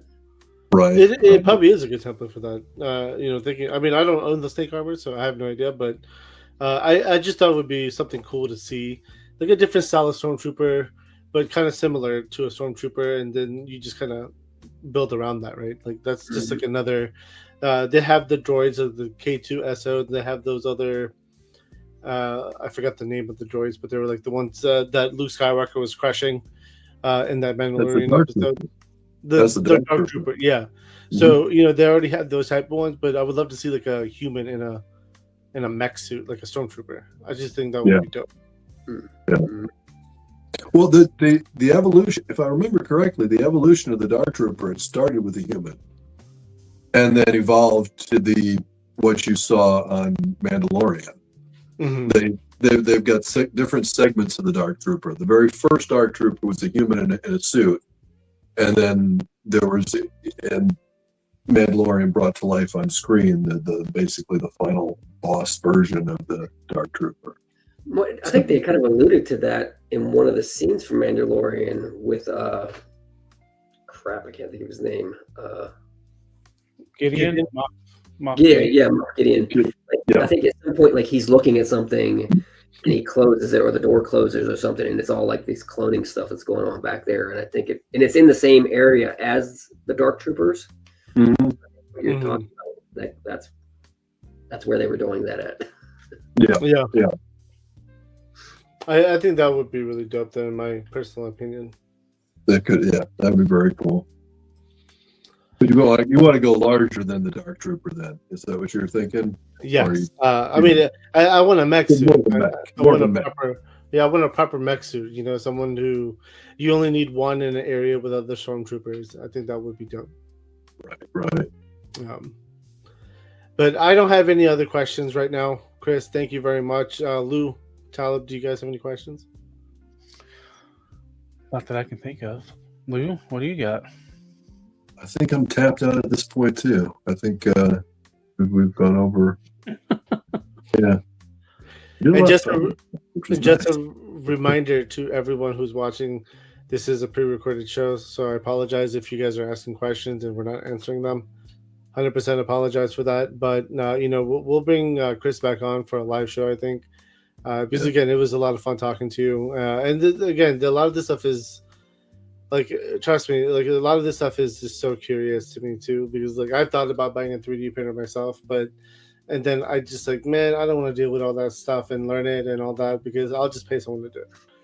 And I go down that route because someone is always better than I am on certain things. And I was like, you know what? They have the time, they have the energy to make something. I'll just go buy it. Simple as that. Well, it can be super fun, and then sometimes it's super fun until it's not. So exactly. So that's the thing. Like one of my printers right now, I actually have an issue with it that I can't figure out, and I'm assuming it's a part that I need to replace. But it's so infuriating. But these are still way better than what I used to have, which it was never-ending tweaking and adjusting, and so. But. And that's another big thing. For me, it was like I have 2 young kids in the house, and now a puppy. So I'm just like, do I want I've heard with filament it's okay, or I guess the type of filament, but like with resin, like you have to be very careful. That stuff smells. A lot of fumes. And like I've been to people's houses who had like rooms for printing, and as soon as you walk into that room, like they have to keep their window open, and so all the fumes can go up, but it smells horrible. And I don't want that in my house. But again, more power to the guys who 3D print, and give us all these awesome things that we don't have in our collections. Yeah, you guys are much appreciated for sure. You mean world build our collections? World building, designing, world building, all that stuff. Because you guys are the ones who create a lot of the parts where it's like a great add-on for photography. Mm-hmm. You know, And for, like, yeah, photography, displays, all that. Yeah. yeah, all of it. Yeah. Mhm. Yeah, I'd have to imagine almost everybody that's creating this stuff has to be taking pictures of their stuff and enjoys taking pictures of their stuff, because otherwise, why are they doing it? You know, like, because like I said, like most of the stuff comes from an idea of a picture I want to take of something or a display I want to make of something. So Yeah. most of the people that are doing this and designing this stuff are doing exactly that, taking photos of their toys. Yeah. And And really, I like, can definitely see that. that too, like I've seen just over the last 2 years, that's grown significantly, I think, as well too. Like the Facebook groups and things, there's so many new people constantly, and even in Reddit, there's new people all the time. Like it's becoming more and more popular to do that. And I don't know, I'm not sure what's feeding that, but I think it's awesome. I think it's Yeah, I think it's great. the plastic crack. Yeah. Yeah. is Well, what's feeding it. I can tell you from my perspective where it came from, because I just started doing the photography side of it this year, and I'm very much a novice. But it was kind of a situation of you have all these figures, right? You got all, like you said, Chris, you've got all these ideas in your brain of what you'd like to see played out, and then it's the next step in that. You've got this massive collection. Now, how do I use this? You know, you can sit it on a shelf and look at it and be like, oh, it's great. But you get to a point, I think, especially creative minds get to a point where it's like, okay, I want to do a little more than just let it sit on a shelf. I want to essentially, I guess, play with it, right? To a degree, right? Yeah. And take pictures and create something. And yeah, like you said, the big increase, especially on the Facebook groups, the Instagram groups. And that's definitely what inspired me to try it and give it a shot. And I think it's the same thing. You've got some really talented guys out there doing it, and it's like, well, I want to try this too. I don't know if I'm any good at it, but I'll try. You know. So, Yeah, I remember like 10, 12 years ago, I went to, like, somebody my daughter went to school with, to their parents' house, and I walked in. Like, I don't think the dad was there, but I went into the basement or something for some reason, and I walked in this room, and I was like, "Oh my god!" Like he had this whole room, in Philippe, you won't like this, of Transformers, and it was wall to wall, floor to ceiling dioramas of battles of Transformers, and it wasn't like they were just posed on a shelf. I mean, it had rock cliffs and grass, and I mean, it was amazing. And I was like, I thought to myself, and this is way before I thought about like building out dioramas and stuff. I was like, this guy's either crazy or he's awesome. Like, I don't know. I haven't met this guy. It was the most elaborate thing I've ever. It was almost like when you go to the museum and look at the miniature stuff. Like, that's what it was. Like. It was amazing. Yeah, it's funny. Go ahead, Talib. Go ahead. I was just gonna say that I remember, like, when I was a kid, knowing people that would do that with the HO trains and create those dioramas. Those. Yep. Well, that's kind of it. This is kind of like our model trains, I think. Yeah. I mean, there's the model train. HO train? The HO train? I think that's what it is. HO. Ho train. All right, Godfather. I know that's as soon as the HO train. Is that the Godfather Ho train? But what was I gonna say? You know, it's funny you mentioned that before I even got into collecting. The person who got me into collecting, we used to hang out a lot, right? Like, because we were big wrestling fans. We would watch pay-per-views together. For some weird reason, he would never, like, I guess I was never invited into his basement. But except for that one night where his wife goes, "You should check out his basement," and he was like, No, it's okay. It's okay. She was like, just show it to him. I guess he was a little embarrassed. I walked down there and I was just like, holy shit.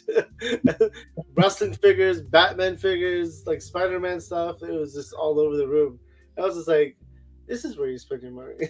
Like, and then we sat down there for like 45 minutes to an hour. And this is before me even collecting. And we just had a conversation about like different toys and, you know, like the type of toys and from what they were from, like whether it was a certain pay-per-view from wrestling or for a certain movie, things like that. And it was just insane. And then he was the one who gifted me my first figure as a adult. which got me into collecting. Nice. Yeah, It's very what cool. kind of figures were they that Yeah. they had displayed? Was it Huh? was it a mix of stuff, or was it like one particular type of figure?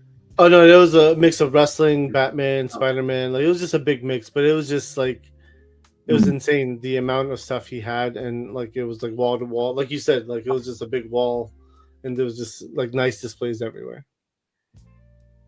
Yeah, like toys, like it's crazy. Like I mean, like we all kind of grew up in the '80s, and like that's when like the explosion happened because they changed the way, the government changed the way you could advertise the kids, and that's pretty much what spawned all the cartoons. And because before that, they couldn't advertise directly to kids through TV and stuff like that. Mm-hmm.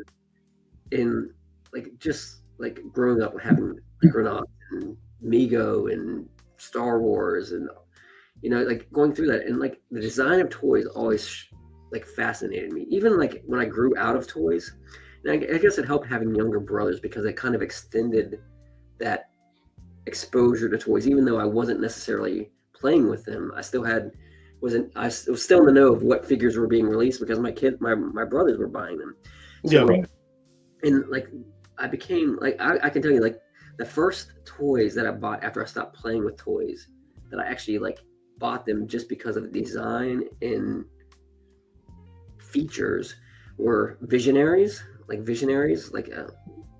love Visionaries, like the design of them. Like I thought the hologram thing was kind of dumb, but just like the design of them, and I read the comic book too, which wasn't the best, but No. And then the Starcom, I don't know if you guys remember Starcom or not. Yep. I do remember Starcom. Little people, and they had everything was magnetic and fit inside like my stuff, system stuff, everything kind of fit inside of each other or work together. Mm-hmm. I just bought them, put them on a shelf, and like just sat there and looked at them. That was the beginning, I think, of my obsession with like design of toys and stuff. I mean, I do that today. I walk around and just look at my shelves. Half the time, it's like, oh, look at that one. I haven't seen that figure in a while.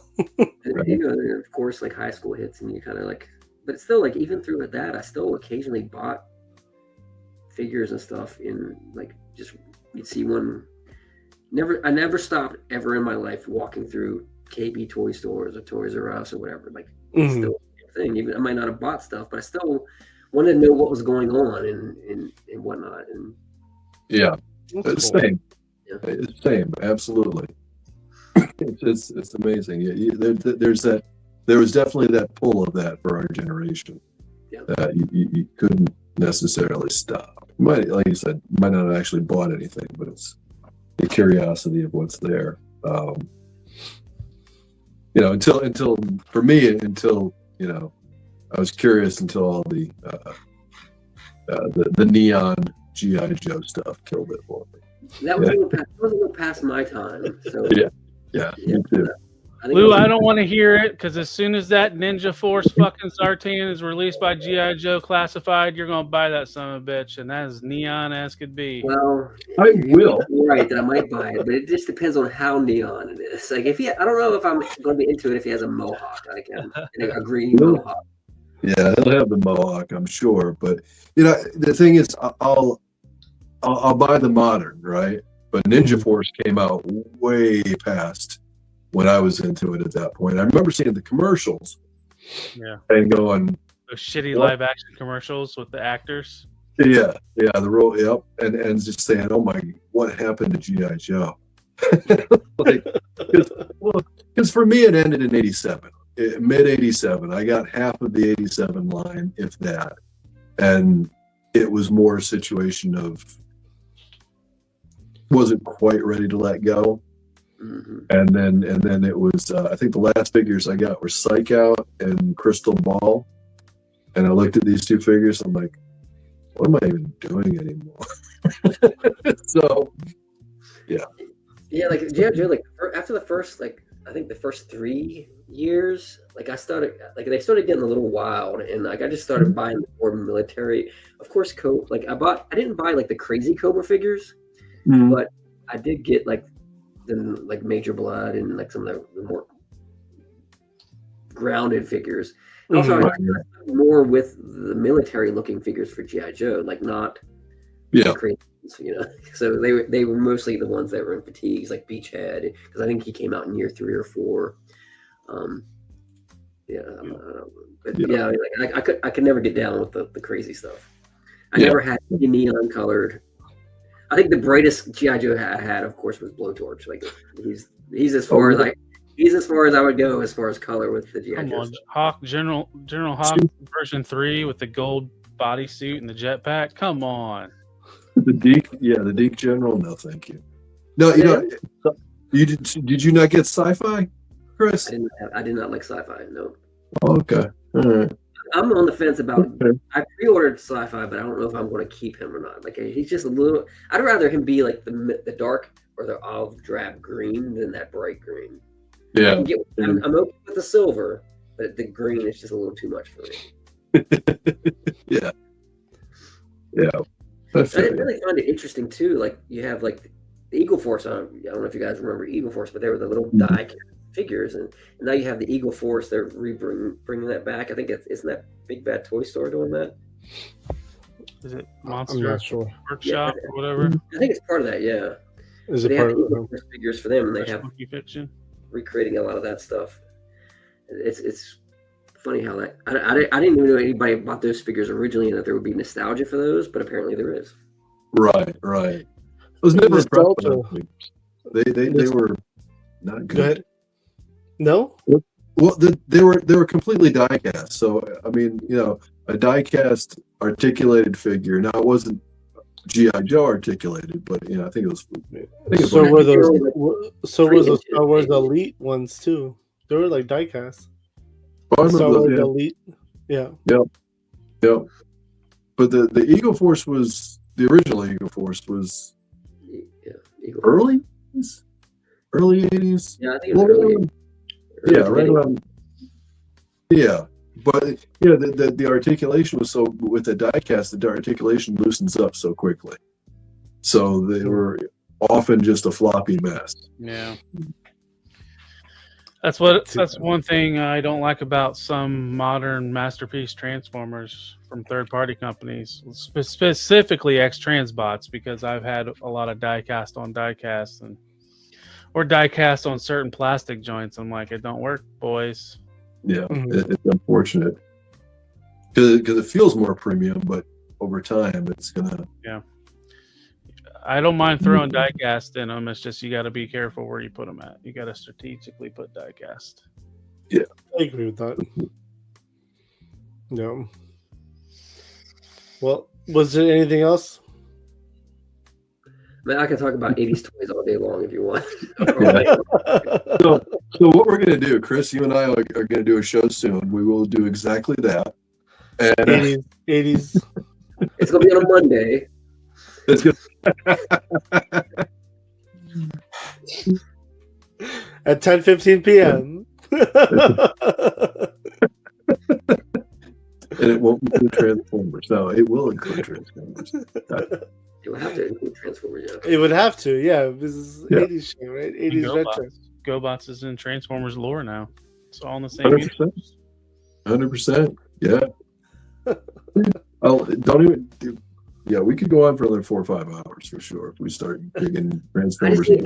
All I need is some updated Rock Lords, please. Oh. They tried to do that with that last year Legacy and then just failed. They could have done. I think they got scared. They could have went full Rock Lord, but I think they got scared. Yeah. This is what I need, a transforming rock. Mm-hmm. Yep. That's nap time, Bobby. Like big. I'm a building. Well, yeah, with today's technology, you could make it a lot more impressive than the originals. The original essentially was just a clam that opened up, and it's like, oh, he's a guy. Yeah. But they were a rock. Yeah. Are we talking about a clam or a rock right now? I'm confused. Well, it was like it transformed like a clam essentially. Okay. Well, none of the GoBots really transformed that well. They were all just like, basic legs extend, arms pull out. Yeah. Head flip. I mean, I heard they don't transform well today either. Well, it's like a 40-50-minute madness unless you break it. 40-year-old plastic tends to degrade when it's been played with roughly by a child. Or an adult. Mm-hmm. or an adult. Yeah, That's right. that's also very true. But I don't think that's a bad idea. The '80s toy talk. It would be interesting for sure. We can do that. There was I some don't want to be there, but you guys We'll talk about it. Jace and the Wheeled Warriors. That was a weird line. Which one? The other one. Jace and the Wheeled Warriors. That was a weird line of toys. That was a strange one. You had it was like like they had wheels where you could change, like vehicles where you could change out parts and stuff like that, and they had weapons on it. But then the villains were like other vehicles, but plant-based. They had brains in the vehicles. Like I guess the vehicle was the alien or whatever. I'm not sure, but yeah, they did have some kind of plant-based thing or something, because like a lot of the parts were like claws that were green that would attach to the vehicles or something. Almost like a rose stem with the thorns and. Yeah, and it was a biomechanical type thing for the bad guys, I think, if I remember. Got you. Yeah. But like the play feature was the vehicle. They had like little, I think maybe like little Diaclone or like 1-inch slug figures that would fit inside the cockpits. I'm not sure you were supposed to take them out. I think it was like a brain or something. They just came out. I vaguely remember it. I know my grandma used to go to garage sales all the time, and when I come to my grandparents' house, I would have all kinds of toys. And I remember having the Jace and the Wheeled Warriors like spaceship tank base thing that it was like a big thing that the vehicles went into. Yeah. My father had that. Definitely have never heard of it or seen it growing up. I didn't own any. Never had any as a kid, but I do remember it. Yeah, there's a Facebook page that posts like all like the Sears and JCPenney old toy catalog stuff. It's amazing, like all the stuff I forgot about. Like it's like I see one, I was like, oh my god, I had that. Like it's crazy. Like I Micronauts. Like I had Micronauts when I was really little, and I only remember a couple of them. And then I see like I was like, oh my, they had this. What is it? It was like a big Star Cruiser with. I had that thing, and I completely forgot about it. I had that thing all the time, and it was like big. I remember that thing. I never had it, but I do remember it. I think I had a friend that had one, and it was broken to pieces. But yeah, it was really weird. Like the wings were actually like guns that shot these big sticks with balls on the end of it. It was really weird. So you could either attach it and shoot it from the wings, or you could take it off and it was just a gun. Yep. And that was rocket launchers, spring rocket launchers that would put your eye out, not like this weenie. Well, it did have like a big ball on the end of it. Right. Yeah, it wasn't the choking hazard like the Battlestar Galactica. Yeah, I had those too. Mm-hmm. I had one. It was after the fiasco, so it was the missile was fixed in there. So you just press the button and it would just jut out a little bit. Well, you could check out those figures too. Whatever happened at SDCC, they had like a Battlestar Galactica ship that somebody was gonna produce. Whatever happened with that? Well, I think they did announce some figures. Somebody announced some figures. Yeah. They're doing a small line. I'll be right back. It's been quiet since. There is no dates or anything else on it. I don't remember what the issues, because they had talked about like that there were certain issues that they still needed to overcome to produce the line. Like licensing? I think there's licensing issues, and I think they're still waiting for an approval on that Viper, the Colonial Viper. As far as what they had on display, that's what it was. Yeah. Oh, I do remember that. Yeah. I don't think they had the Cylon ship though. I think it was just the Viper. Yeah, they just had the Viper. They had the Viper, and they had a couple figures. I would really. Yeah. Oh yeah. The Cylon radar would be fantastic. That would be really cool. I always wanted one that could like fit 3 figures in it, like the show. Yeah, the show. Yeah. Yep. Yeah, they're making a Buck Rogers movie too. Like that's. Did you see that? They're making a new movie. Oh, I didn't see that. I hadn't seen that. They're doing a new one. That's be awesome. Yep. We'll see. It's probably gonna be a comedy or something. Like something stupid. I hope not. Yeah, like a spoof of Buck Rogers rather than Buck Rogers, kind of like they did with 21 Jump Street. Yeah. Well, every 80s property, they've made them into a comedy movie, it seems like. Yeah, that's true. Hopefully they won't do that. I'd like to see a real solid, good Buck Rogers movie. That would be cool.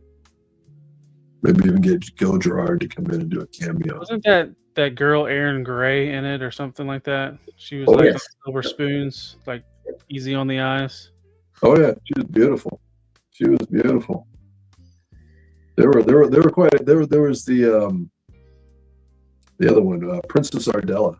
Ardella. Yeah. And she had that Dr. Mindbender looking bodyguard. He wore like the tiger stripes. Tiger Man. Tiger Man. Yeah. Yep. And it's funny because the actor that played Tiger Man was there was two different actors, and the action figure was based on the original, who was in the theatrical release, the long play that they used to kind of jumpstart the show. And so by the time he came out, he didn't match with the figure didn't match with the actor that was actually continuing with the role. Two different people. I had that figure. Yep, me too. So, hi, Albie. Welcome back. I got another drink since we're still chit chatting. Like I said, I could talk 80s toys and cartoons and TV for all night if you want. No, I was mid 80s born, so, and I was also in Europe when I was born, so most of the stuff I moved to the States when I was like 5 years old, so like 89, 90. So it was mostly when I was younger, it was like Star Wars, because that was the thing in Germany. I remember having the toys as a kid, and then it was He-Man, and then Asterix and Obelix, which was the cartoon I would always watch. Which you guys probably, that was big in Europe. Yeah, it was a German, wasn't it? German? It was, yeah. Yeah. We had it here, but I think it was Nickelodeon had it. Nickelodeon. Yeah, the early when Nickelodeon wasn't. I remember when I was a kid, like my cousins lived in just two towns over, but because the way the world worked back then, their cable system was slightly different from ours. They had Nickelodeon, but we didn't. Yeah, same here. I didn't have my brother. We didn't live together, and he had Nickelodeon. I didn't. Okay. Yeah. See. Yeah. You get he it. lived in like a different county, so. Mm-hmm. Yep. It was a different times, and but yeah. So and they played the what's it, Asterix and Obelix. Yeah. Yeah. And Nickelodeon had that, so that's where I got to see it every now and then if I was hanging out with my cousins or something. Yeah, I mean it was He-Man. I'm sure I watched other stuff too, but that's what I remember as like very young. And then moving to the States, it was like DC, Marvel, and G.I. Joe for a little while. But then I discovered wrestling, and then it was all wrestling. There's something that blew my mind recently with cartoons. Is like somebody posted like their Saturday lineup of cartoons that they watched. I was like, what the hell? Like, those were all weekday cartoons for me. Like I didn't realize, like, because like G.I. Joe was a weekday cartoon. It was not. It never came on Saturday. Mask was a weekday cartoon. Never came on Saturday. Like almost every cartoon they listed that they watched on Saturdays was a weekday cartoon for me. Right. Like, I had no idea that they were on Saturdays somewhere in the world. Yeah. I'm the exact same. It's G.I. Joe, Mask, He-Man, Transformers, all that was weekday after school. And Robotech in the morning, Galaxy Rangers in the morning, Mask and G.I. Joe were right after school. Mm-hmm. You had fucking Heathcliff right before that. Nobody wanted to watch Heathcliff. Heathcliff and Dennis the Menace. Fuck you. Get the hell out of here. I like Dennis the Menace. What else was there? It was like, was it Doug Funny? That was on Nick, yeah. That's Nickelodeon, Yeah, Nickelodeon. Yeah. I remember that as a kid. Rocko's Modern Life. That was, I think, also Nickelodeon. Ren and Stimpy. Instant. Right. Yeah. Yeah. For sure. Pinky and the Brain. Weren't they originally on MTV? For some reason, I thought they were originally on MTV. They were on something else before Nickelodeon, for sure. MTV picked them up later because they kind of carried with Like Eon Flux and all those cartoons. yeah, well, that and Mac. it really kind of hit home with the teenagers during that time. It was like one of the first. I think it was one of the first. Maybe not first, but it was one that the older generation, not the older kids like me, we latched onto that, and so MTV is like, oh, there's MTV was owned by Viacom, which owned Nickelodeon, so they knew there was an audience for it. So you had Beavis and Butthead. Yes, And really, it was like a teenager show because it did have. It really was, yeah. I miss music videos. I know. Why? You just go on YouTube. Yeah, it's a whole new world. That's like our new MTV. It's like YouTube is for toy nerds, not. It's for everything, dude. I get my history, and like there's nights like after we do these damn late shows. Sometimes like it's midnight right now, right? So like what I do is I'll get like a nightcap, and I'll go upstairs in my man cave, and I'll turn on like a history YouTube thing, and I'll just like watch that and like sip on my drink, and then like learn something. And I'm like, all right, I can go to bed now. I'm tired, so then I just go to bed. Yeah, I used to watch the YouTube channel every night before I went to bed too, and before it turned into a reality TV channel. I don't even know if History Channel still exists because it's like the order pickers anymore. Yeah. I mean, there's just so much content on YouTube, and it's like literally everything. Like you could, if you want to watch how to fix a bathroom, you could do that. But like right now, I think yesterday I was watching something about Caesar, and and like his reign. What? Nothing. Caesar salad dressing? No. How to make Caesar's dressing? No. Like the fresh avocado, or not avocados, anchovies. But like I just watched random like I think I was watching something about what is it? The before humans were a thing. It was the other species that was like a mix, Neanderthals. I was watching a documentary about that, about if Neanderthals went extinct because of this reason, and one of the biggest takeaways was because the evolution happened to humans, and Neanderthal women or human women couldn't mate with Neanderthal men. They wouldn't be able to create a baby. I thought it was because the aliens were giving the humans special mushrooms to get their brains to start firing better. I didn't watch that one. No. Oh, okay. But it was interesting because I learned like Graham Hancock show. I like that ancient. What was it called? Apocalypse. Ancient Apocalypse. Well, yeah. Ancient Apocalypse. Mm-hmm. I used to watch Ancient Aliens as like a guilty pleasure until it just got too ridiculous. Like, is that on Netflix? Well, they one of the people that founded like the Ancient Aliens, he has some recent stuff on Graham Hancock. He has some recent stuff on Netflix. It's weird too. Like Keanu Reeves shows up in it. I'm like, what the hell? Like, Keanu Reeves is like interviewing him at some point during the show. Whoa. I could believe that though, honestly speaking. Yep.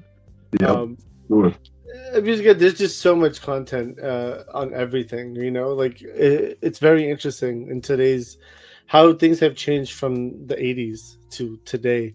Like you don't have cable. Oh yeah, you only had 4 channels back then. Yeah. 12. But now you don't. And at midnight, half of them would just play the Star Spangled Banner and show the American flag. Are you serious? Yeah, they would sign off. Yeah, they'd sign off. You didn't have 24-hour television. Yeah. Oh, that's interesting. And then typically before that, it would be like a public broadcasting show. Okay. You also schedule a lot of your life around TV too. Like there was like certain like Sunday nights was like family night for like Disney Channel, like ABC would show Disney movies or whatever, and then HBO would have like their day of the week to show like the new movies and things like that. Mm. Cinemax would wait till about 1 a.m. and show the bad movies. No, I think it was at 9. No, not back then. Well, in the 90s. Yeah, 90s. When I was a teenager, I definitely watched it because I had a TV in my room. Oh, yeah. And... I love the Scramble channel. It's amazing. Mine was Scramble. Mine was we had Cinemax and HBO as a kid when I was a kid or a teenager. Yeah. For so my dad was a big tech junkie. So he wanted the best of everything. Like I'm pretty sure we were one of the first people to have a DVD player in the house. And he was like a madman when it came to tech and technology. So he always wanted the latest and greatest thing. So he was constantly like just buying new shit.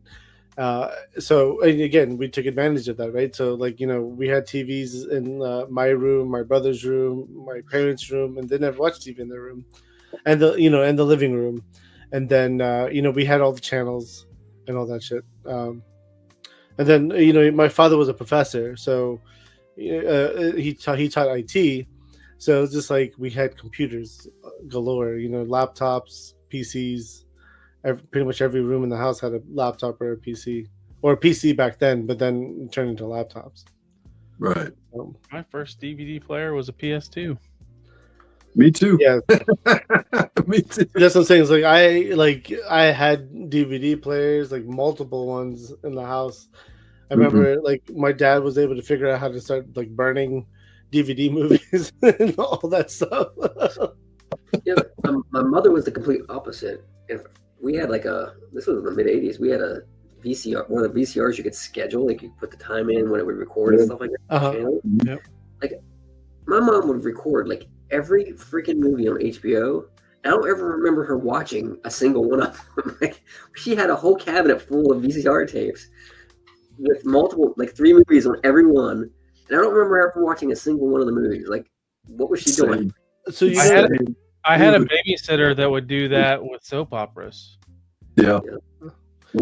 We had a library of Simpsons, and same thing. Years and years and years of Simpsons every single week. I don't think ever, like you said, Chris. I don't think we ever watched one of them. I think my mom was doom prepping for entertainment or something. I don't know. But here's the thing. So I had a very interesting conversation with Robo. Robo don't know once about the habit of collecting. Right, it's probably a trait you've got from your parents. Mm-hmm. So we were talking about my father, and I was just like, my father was like a collector, but he collected technology, like the latest like tech stuff, and he was kind of a junkie when it came to that. And his habits probably passed down to me because ever since I was younger, I started collecting movies like DVDs, Blu-rays, and then turned into watches, and then eventually it was now action figures. And but that trait probably came from him, right? Because my brother collects too, and he's a big collector of movies. And then now he collects his like whiskey and whiskey bottles and like different whiskeys. I'm sure that's part of it, but at the same time, everything from our content back in the 80s, even in the 90s, was collect the whole thing, buy this, buy that. It's all of our cartoons were commercials for these toys that they wanted us to buy. Yep. We were programmed to be collectors when we grew up back then. Yeah. I would collect all the commemorative cups from like McDonald's and shit like that. I would go there and just ask them if I could buy the cup, and they would put it for like $1. Yeah. Well, I've got right here half the Burger King collection of the original Star Wars glasses. Oh man, I would love to have those. They did re-release those not that long, like a couple years ago. Yeah. It was like I've never got them. The Empire Strikes Back ones. I would love to have a collection of those. I still have my fine China Batman Forever cups from McDonald's. They have Glass nipples on the looking plates. cups. Yeah, I don't have any of that stuff. I think I worked at McDonald's when those were out. I think I have those. And he stole them. I know. Yes. No. Yes. Well, you took them as a offering. McDonald's used to give good shit. I remember like getting VHS movies from McDonald's for like $5. Seriously? Like, I had like the copy of the Temple of Doom. It was wow. They did like the Temple of Doom and Field of Dreams and something else one year. I do remember that. I remember I didn't work there then, but You can actually buy a VHS tape at McDonald's. at McDonald's. Yeah. It seems like a stock problem. Like where they store all these VHS tapes. Yeah. Right. It's funny because like I remember Burger King did I think it was the original Xbox, where they did a racing kart game, and you had the Burger King guy, the mascot. Mm-hmm. I remember that too. I think Burger King sold Ninja Turtle VHS tapes that had like an episode or two on them. That's awesome. hilarious. Pizza Hut sold Night of the Sentinels, the very first X-Men 97 episode, because I had a VHS of that. Yeah. I have never bought a VHS tape from. Do you remember Pizza Hut would do the NCAA basketballs every year for the tournament? Yeah, I do remember that. Go on and on about fast food chain stuff from the 80s and 90s too. Yes, for sure. Yeah. Well, We are at that 3-hour mark. we we're are past the 3-hour mark. So, but it's also 12:15 in the morning, and I have to work tomorrow, so I do have to go. I forgot to explain that. Not different for us, but 3 days in a row though. Yeah. It is the third day in a row. That's very true. What? I probably about an hour ago, I forgot that it's not Friday. So Whoa, no, you're killing the illusion, Lou. It is Friday. I mean, it's Friday, guys. It's Friday. I think at the beginning of the show we announced it was already Wednesday. Well, now it's Thursday, technically. Technically, it's Saturday. If you stay for the 3 hours and 5 minutes, Friday, it's Saturday. It is. Good point. Wednesday, Thursday, Friday, Saturday, whatever. Yeah. But again, Chris, thank you very much for jumping on, and you and I need to have a conversation because I think I need to get a large order from you. Okay. I feel like I do. And we'll work something out on that one for sure. Okay. Yep. And if you're interested in setting up at IshCon, let me know. I'll talk to Ish about it. Yeah, that sounds good. Thank you for having me. Yeah, it was a lot of fun, man. And we'll definitely bring you back on a live show. And again, you're welcome to jump on an open mic anytime too. Okay. Yep. Anytime you want to join in, links right there. Yeah, and the people will eat up the stuff that you show off, so it's great. Yeah. We have a lot of mix. We have a mix of G.I. Joe collectors. Actually, it's probably mostly G.I. Joe collectors, but they're also photographers and stuff like that too. So we have a good mix always in there. So definitely try to jump on open mic, and we'll try to bring you back on a Friday show. Okay. Yeah, Thank you. All right. Lou, any before Lou, Chris, any closing remarks or anything you want to throw out there? No, it's been fun. I've been hanging around in the shadows for the last couple of weeks, watching you guys and trying to get the lay of the land, and you guys have fun. And I wish I was a little bit more diverse in my collection, but Don't worry about it. Trust me, you're fitting in just. I mean, you already did G.I. Joe. You like Transformers, so the other two can scroll. Well, that's the thing. Like when I first started, I was like, well, I collect Black Series and G.I. Joe, but then I was like, well, I also have Ben Cooper, and I have Marvel Legends, and I have Voltron Legos, and I have Sesame Street. I do have a little bit more of a diverse collection than I let on, I guess. Yeah, absolutely. Well, you do have a diverse collection. From my own experience, I was very similar to you in that situation. My first time coming out on the open mic night, I felt like everybody's talking about stuff. I'm going, same as you. I'm like, well, I got G.I. Joe and Black Series, like Valaverse. But yeah, Well, because of Lou, I also have some Action Force now that I bought at Joe Lanta. So like, there's another line. Well, that's the best part of open mic night is when you got these people talking about stuff that you don't collect. You just can just sit back and kind of vegetate for a little bit. yeah. And or you feel enabled. right, exactly. You can vegetate until something like catches your eye, and you're like, "Oh, maybe I'll look at buying that." That does happen a lot. I mean, like literally today, someone messaged me who's a regular on open mic nights and knows I'm into like DC, and also like in the Hot Toys, and they were like, "Hey, I have a deal for you." So they offered me two Hot Toys and a custom 1/6 scale figure of DC stuff for a really good price. And I was like, that's like so hard to turn down, and I don't want to turn it down because it's such a good price. So I was like, I'm in. Like, I'll buy Next that. Tuesday on open mic night, check out It won't be here. 3 Hot Toys. It won't be here by next Tuesday. So My new pickups. yeah, but like I already told them I'm 100% in. Like I was like 100% in. I just may have to wait to pay you till after Legion's Con, but I'm 100% in. Are they coming from Japan? No, they're not. It's from the U.S. But it was such a good deal, and it's like stuff I don't have. So I was like, this is gonna be dope. Like, and now I'm like even debating about getting rid of. I think the bottom shelf you guys can't see anyway because it's behind me. But I was actually thinking about moving some of my shelves around so I could put the Hot Toys and just start having a small collection of Hot Toys behind me because I think they're 15 inches apart. So I could fit in 12-inch Hot Toys. They'll just gather some dust, but it's okay. I'd rather have them displayed, I feel like. Yeah. Yeah. Are you going to say what characters they are, or are you just going to keep us guessing? I'm going to keep you guys guessing until I get them, honestly speaking. Right. Just, Move. I already said DC.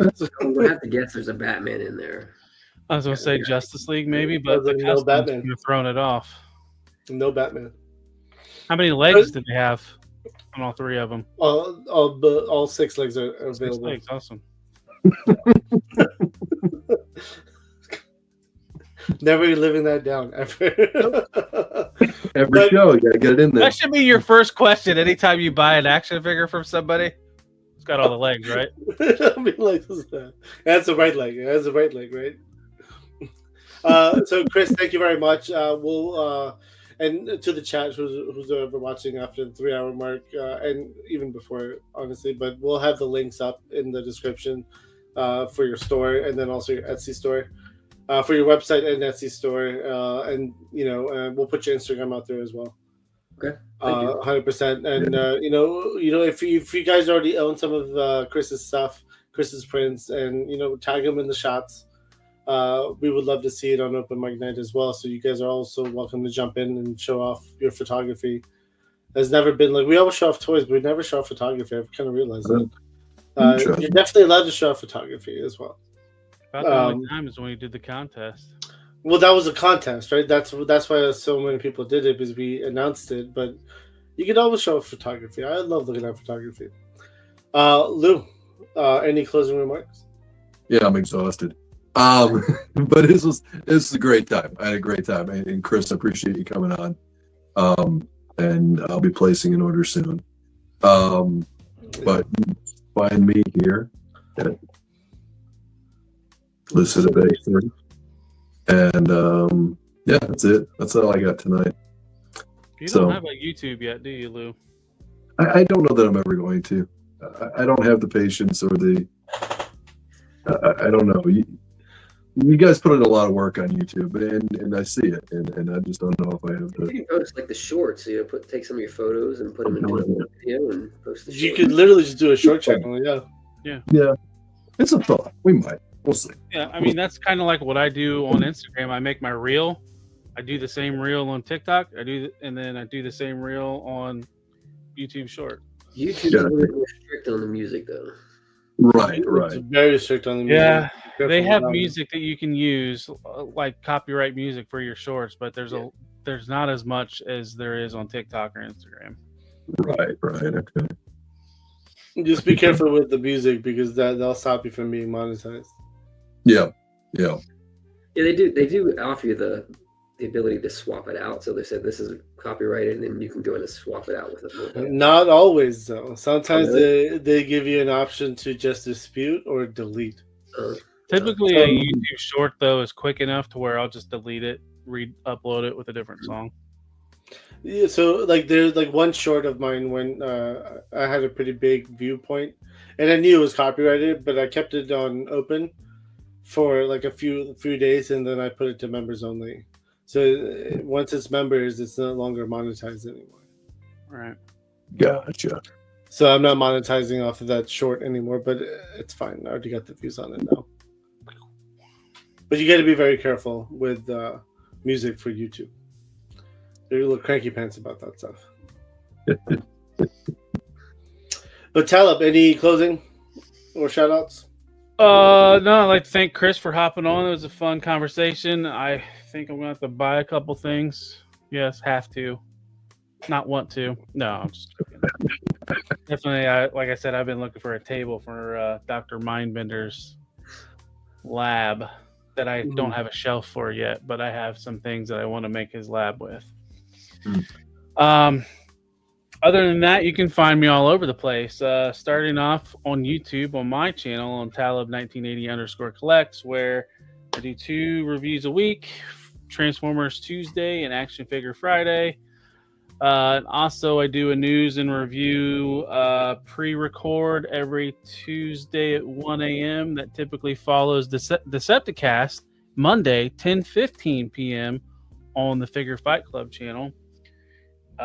It's me and my co-host Anna. It's a pretty much primarily focused on Transformers news and topics. Then Tuesday night, I'm back on Figure Fight Club for open mic night. That starts at 8 p.m. on Tuesday, and then we go till we get tired and get tired of each other talking about toys. Anybody can hop on. The StreamYard link is in the chat, and just the main rule is don't be a dick and have a working mic. A Richard. Don't be a Richard. Don't be a Richard. And then Friday, what you're watching today is our VIP show. I called it main show before, but I didn't like that. Oh, and don't forget, I think tomorrow night, which is Saturday, I'm going to go live on my channel at 10:30, and I've invited a few people, maybe some people that are here right now. And some people who might be at Legion's Con. Yeah, some people might be live from Legion Con. Yeah. So check that out. Definitely. Oh. And see, I don't even have to do any shout outs because Talib and Lou take care of all of it. So thank you guys for watching. Again, you guys are the ones that make this channel. Help us get to 2,000 subscribers by December 5th so we could give away a lot of freaking toys. And there's more stuff always being added on. So I'm excited to see the growth. But we're going to hit 2,000. Thank you. What? What'd you say? I hit 1,200 subscribers today. Thank you. Congrats, Talib. 1,200, and like last week he just hit 1,000, so it's crazy. Kind of. Yeah. Almost like He's growing, but I'm not. Are you sure? Yeah, I'm sure. I'm cheap. I buy too many figures. But again, to the people watching, thank you very much. To the replay squad, thank you. I guess it's all replay. I don't even know. It's weird because this is like a pre-recorded show. Chris, thank you very much again for jumping on. I didn't know you were in Charlotte, so it's really cool that you're so close. Next time I'm up in that area, I'll definitely hit you up too. Maybe we can meet in person, so it'll be awesome. But, thank you very much to everyone, and we'll see you on Monday for Decepticast. Or actually, we'll see you on Saturday for Talib Show. Yeah. Absolutely. Good night. Peace out. Thank you. Good night. Acknowledge me.